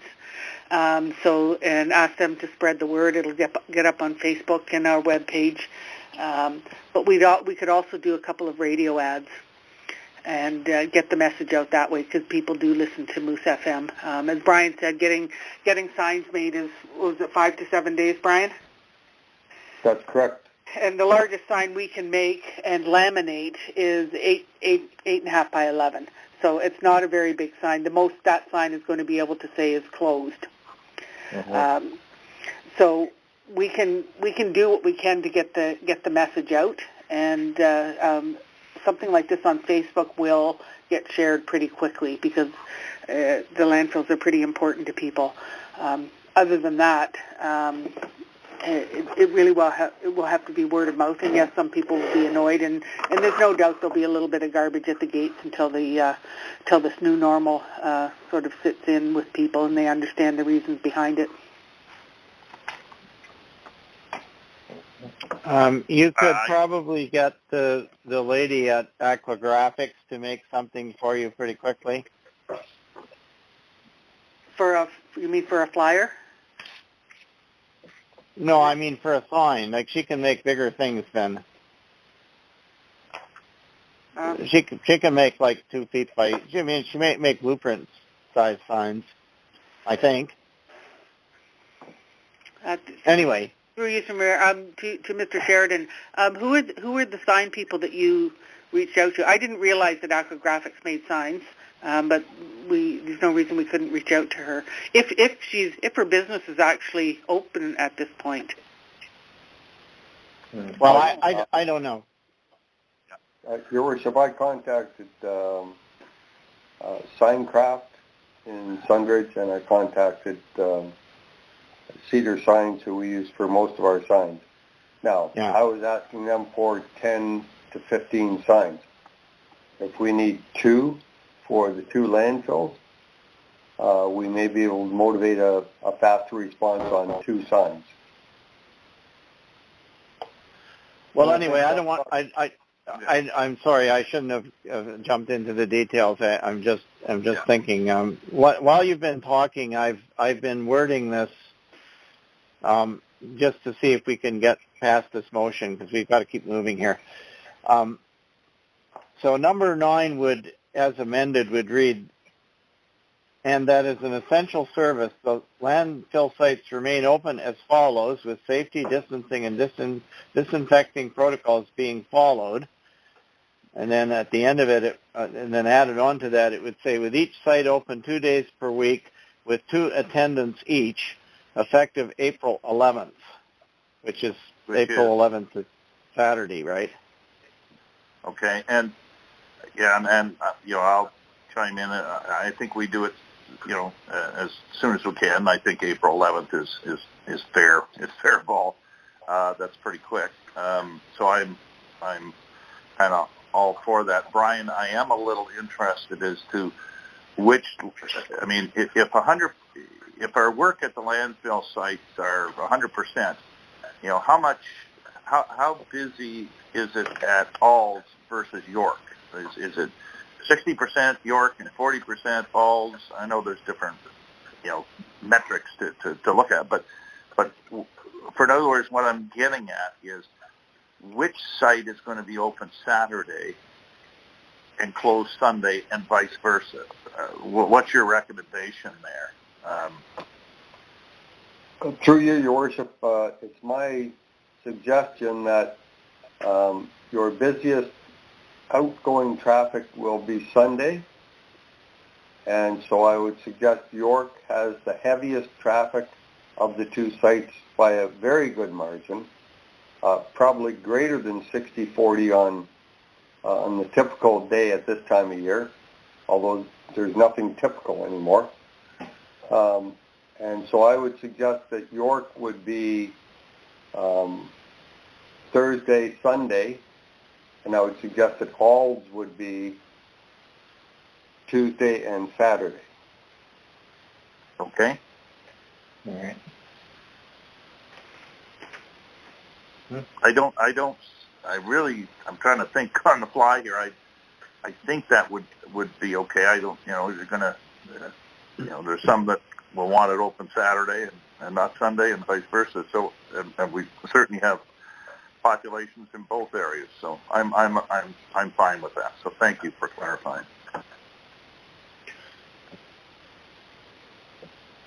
Okay, can I just put the question on this one and ask everybody to weigh in so I know whether we have everybody on board with this?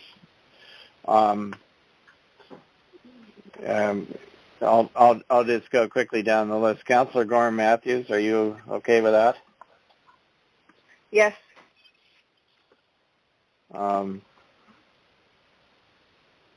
Councillor Lamb? Yes. Councillor McEwen? Yes. Councillor Woods? Yes.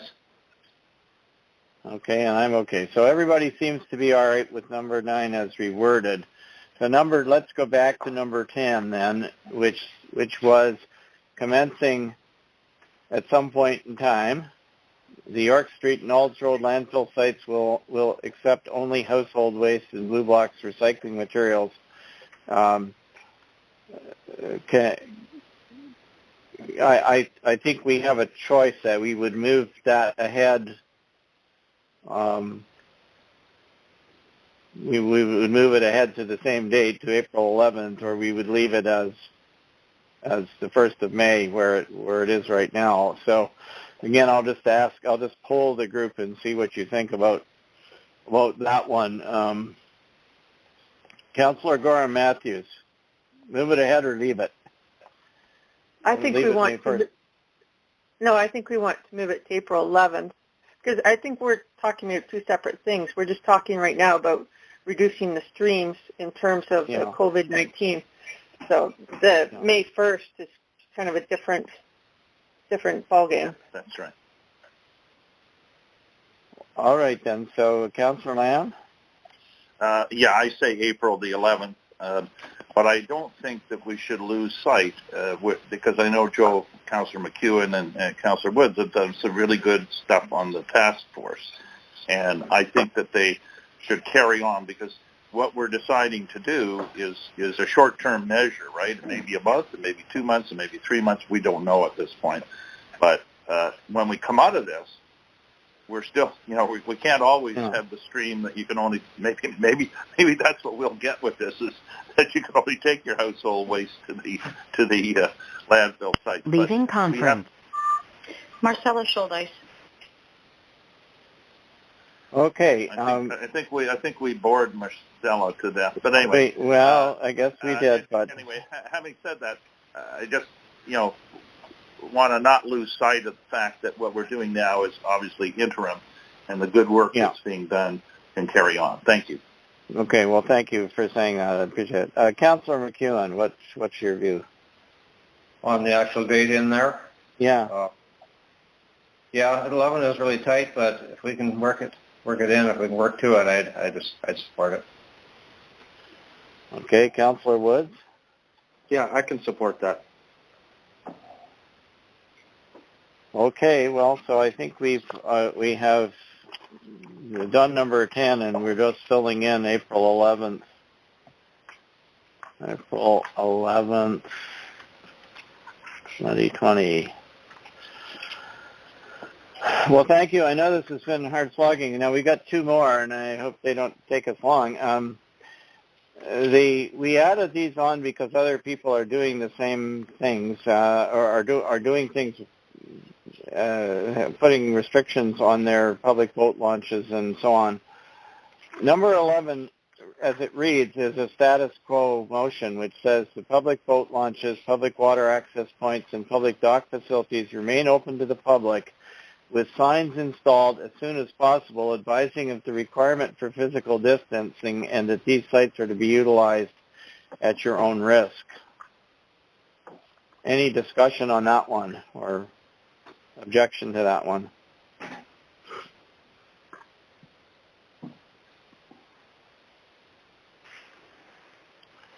Well, I don't hear any, so I'll tick it off. And Mr. Mayor, it's the CAO here. Obviously, I'm not commenting on or objecting, but I will share with other councillors in case you're not aware, because this is fairly new information. There are some municipalities that are closing down their access points, their docks and their boat launches, and others aren't. For instance, Carling Archipelago and McDougall have either cordoned them off or are about to. They're worried about the influx of vehicles parking and, all the things that happen at these access points. People park close together. Seguin and Parry Sound, they're thinking about it, and McKellar as well. They haven't made a decision. They're thinking they're going to talk about it later in the week. So that's just a comparison to what other municipalities are doing. I haven't checked to the East Parry Sound yet as to what they're doing. Because this has all come about with regard to the new essential services, whereby marinas were asked to close unless it specifically requires someone to access their primary residence. And by extension, we decided that we should look at our water access points because they're now something that people want to use. And a month ago, it wasn't an issue because there was ice on the lakes. So that's just a little bit of context as to why it's there. Okay, thank you. Mr. Mayor? Yes, go ahead. Yeah, that would really concern me. I think this is sort of put in the basket along with some other things we talked about earlier in terms of maybe down the road, depending on where this thing goes. But I think right now to say to people, you can't put your boat in the water. If they can't get their boat from the marina, that's one situation, right? But there's a lot of people that don't have boats at marinas. They have runabouts at their home and or their cottage or whatever. And, to me, it's just overreach at this point in time. Fire bans are in place. We're now going to do the landfill site. Maybe a month from now, this will progress, good or bad, and we can make that kind of decision. But I think, I agree with that we just don't do that, right? We'll just see what happens, down the road. But to do it now and to give the message, I think it's the wrong messaging. But anyway, that's what I have to say. Thank you. Okay, well, thank you. So the last one on the list, other than the catch-all at the end, which says we can reevaluate this as we deem necessary, but is the public water tap at the community center. And we and McDougall are the only ones, to my knowledge, that are operating a public water tap. McDougall did not take theirs out at all in the wintertime. It's been there through the winter and is continuing to operate.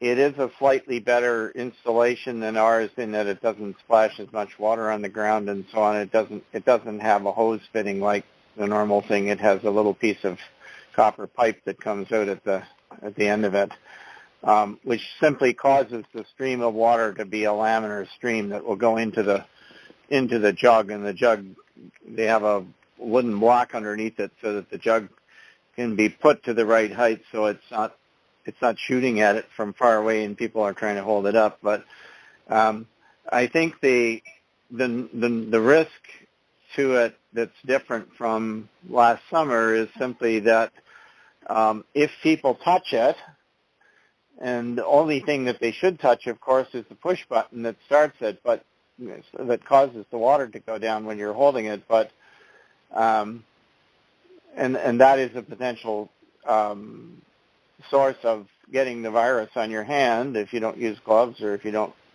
sanitize it or whatever.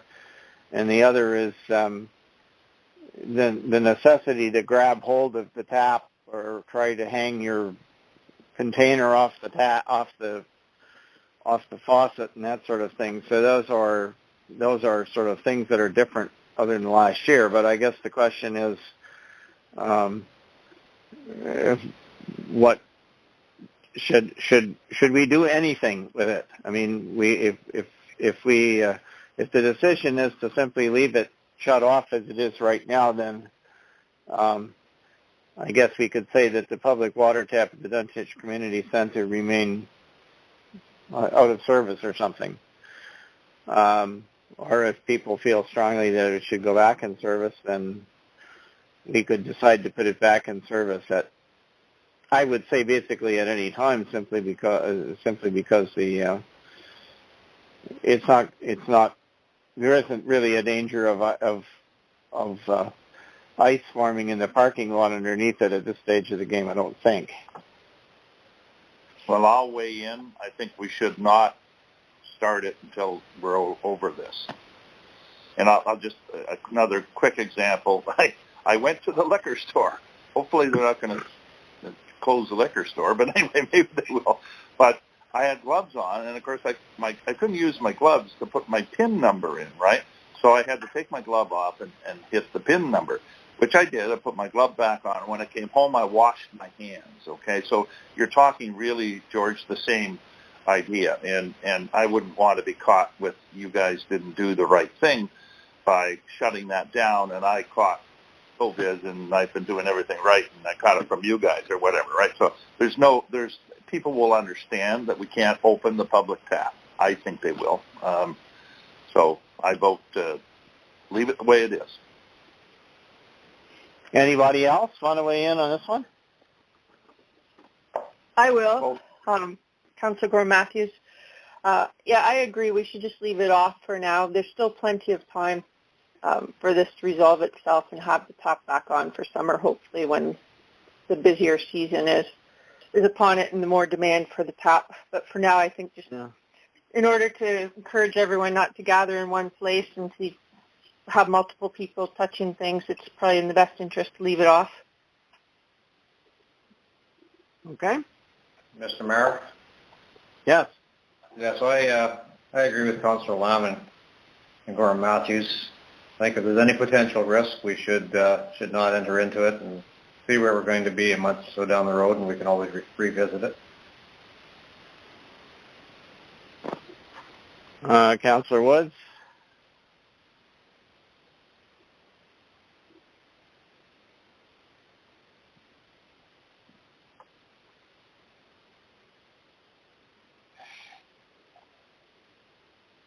Brian, are you there?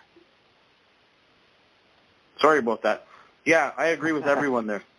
I forgot to hit the mute button. Okay. Whatever we can do to keep everyone safe and try and eliminate exposure to anything and people coming into too close a contact with one another, that's what we have to do. Okay, so I have written in that the public water tap at the Duntich Community Center remain out of service. That seems to be the consensus there. And then finally, that the above cancellations, closures, protocols be evaluated by council as deemed necessary. I don't suppose anybody's going to argue with that. We're going to have further discussion. So, can I don't want to rush you, but do you think we have something that we can give a final approval to now with, basically all the boxes are ticked. The only one that got changed was number 9. Number 9 reads, and that as an essential service, the landfill sites remain open as follows, with safety distancing and disinfecting protocols being followed, with each site open 2 days per week with 2 attendants each, effective April 11th.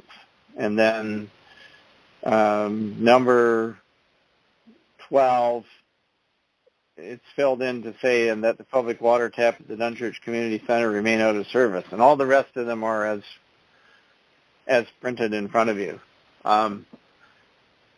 I did get a mover and seconder at the beginning. Brian Woods, Councillor Woods moved, and Councillor Joe McEwen seconded. Any further discussion? Okay, can I ask then? I'll just make a quick comment. I'm really encouraged, and I want to compliment Council on the discussion we've had over the last hour or so. These are difficult decisions to make, but I think we've done it right, and I think everyone had their opportunity to speak on it, and I think we can be proud of the decisions we've made. So thank you. Okay, thank you for that. And anything else? All right, I'll ask, is there anyone, I'm going to, because we've already taken straw votes on those other items, is there anybody opposed if we just declare the motion, if I declare the motion carried? Hearing no one, I will declare it. I will so declare it. Okay. Now we have, that brings us to correspondence. We're in the home stretch here. There are 2 items of correspondence that you can see there. One from Grey County Clerk's Department in support of 100% Canadian wines excise exemption. Doug Hickey. Okay. Sorry, that's an exemption for Canadian wine from excise tax, which is a federal tax that's on wines, I guess, to give a break to the Ontario wine industry. And number B, or item B of correspondence, is a resolution from Kingsville to request billing relief for electricity billing during the pandemic. So does anyone wish to discuss any of these? Or will we simply receive them? Receive them. Okay, I'm not hearing anything. So can I get a mover and seconder to receive them? I'll make the motion. Moved by Councillor Lamb, seconded by... I can second that. Councillor Woods. Woods. I've got that. Thank you. Any discussion? All right. That motion is carried.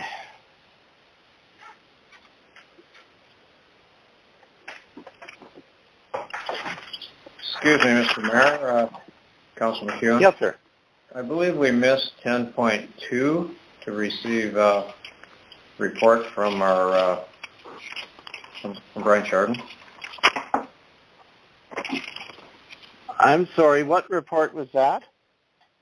A memo regarding landfills during state of emergency. Is that what we just... Okay. Oh, that's sorry. what we just did. Okay. That's so sorry. That's the one we just did. Okay, no, I was just looking at his actual memo, so I didn't know if there's anything further to that. I guess not. Okay. Carry on. Sorry. Thank you. I'll ask: Are there any councillor items, items that councillors wish to raise?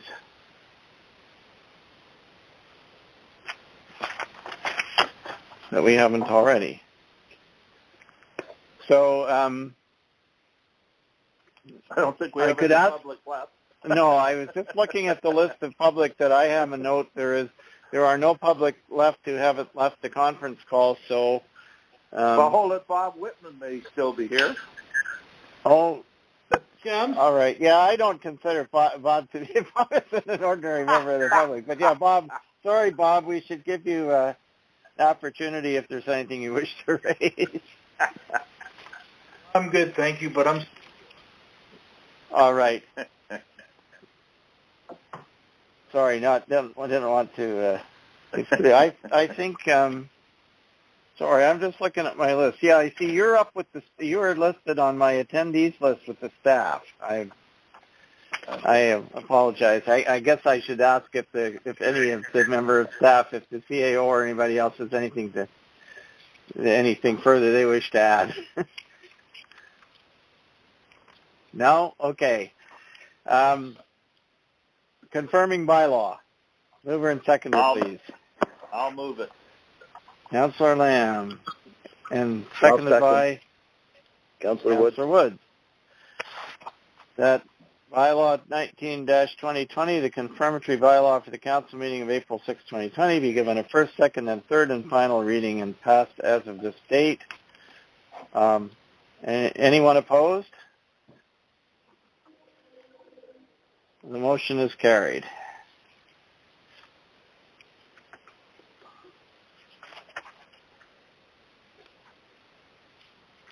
And that leads us to adjournment. Whereas the business of this meeting is concluded, be it resolved that this meeting be adjourned at, I'm going to say, 9:10 p.m. Why would we want to adjourn? We're having so much fun. We're having so much fun. You're right. I know. Is there a mover and seconder, please? We should get that for the minutes. I'll move. Councilor McEwen. I'll second. Seconded by Councilor Gorham Matthews. Thank you very much for your perseverance, folks. Sorry about the video, those of you who we got two things happened. We actually got timed out on the conference because for some reason the software thought that the conference had started at 2:30 this afternoon, and after 5 hours. This is good to know for curfew, right? After 5 hours, it cuts you off, and you have to start over. George, I didn't realize that, but that's what happened. I got a message saying your conference is over. Congratulations. So, George, if I might bring up, Kath and I are obviously, we haven't been to Burlington in 3 weeks. Don't plan to go back for a couple months, but anyway. We've experienced over the last week or so 2 or 3 calls on Zoom, okay, which is an app kind of thing, right? And you know it. I don't know whether other people do, but everyone gets put into their own room and that kind of stuff. And it is video and audio and that kind of stuff.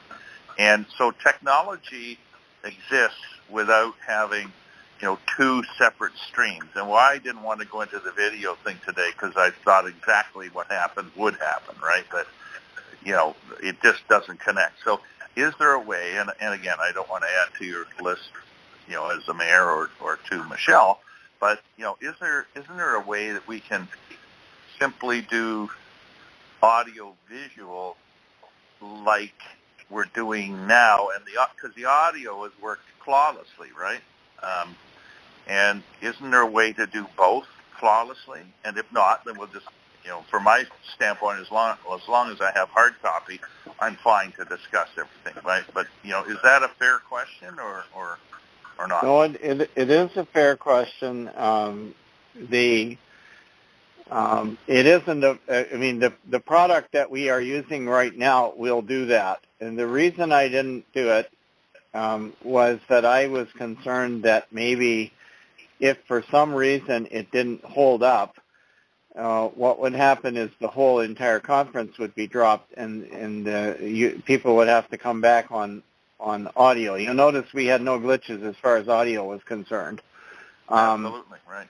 But we can do the audio and video together using the Uber conference. Now, the only drawback of that is that everyone has to has to access it via the internet. If you don't access it via the internet, with the way it is set up currently, you will end up paying long distance charges because the number that you're going through is actually in Sudbury. So if you just wanted to do audio only and you called the number, instead of having the audio connection over the internet, then for you would get long distance charges for the 3 hours we've been on the phone, basically, or however much it is. Oh, okay. So that's why I didn't want to do it, but we can easily make that into a toll-free number so that if people decide that they want to just call in for audio, they can, and the people who want to use audio want to use the video. The other thing, the other consideration that I'll just mention to you is that the way when you connect for audio using the internet, typically what it wants to use is the microphone, which is in your laptop or tablet. If you were using a desktop, you would have to actually have a microphone that is connected to your. And you can buy them in the store, but I'm not sure everybody would have that. And if you don't have a laptop with a microphone in it, you maybe don't get quite as good quality as you would when you're holding a cell phone or when you're using Bluetooth, or like I'm using Bluetooth, which is why you can hear me. I'm actually walking around, but you can hear me all the same because it never moves, right? So. Right. Whereas it's harder to hold for 3 hours. I don't want to hold a cell phone. So those are just some of the considerations. Okay. But yes, we can use it. And the final comment I'll make is the reason that we didn't use Zoom instead of Uber, because we could have. I looked at it very carefully. They're very similar in cost-wise and everything. The reason is that Zoom has been hacked.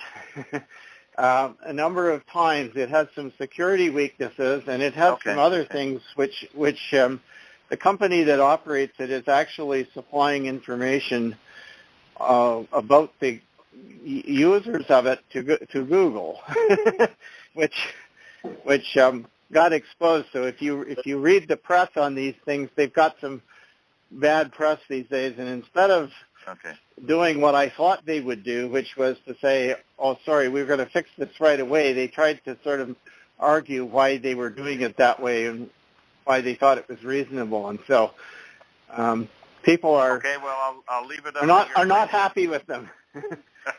I'll leave it to your great wisdom. So anyway, good night, everyone, and be safe, okay? Thanks. Good night. Thanks, everybody. Well, it's still open, Brian's. Are you still on for tomorrow, or are we exhausted on landfill for a couple of days?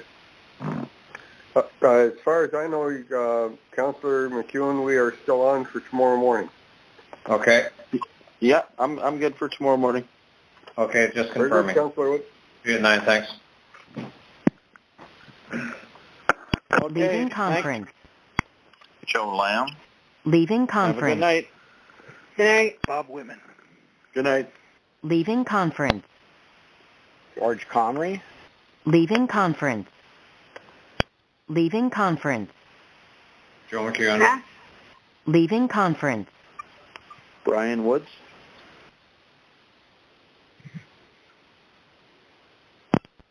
Leaving conference. Michelle Hendry.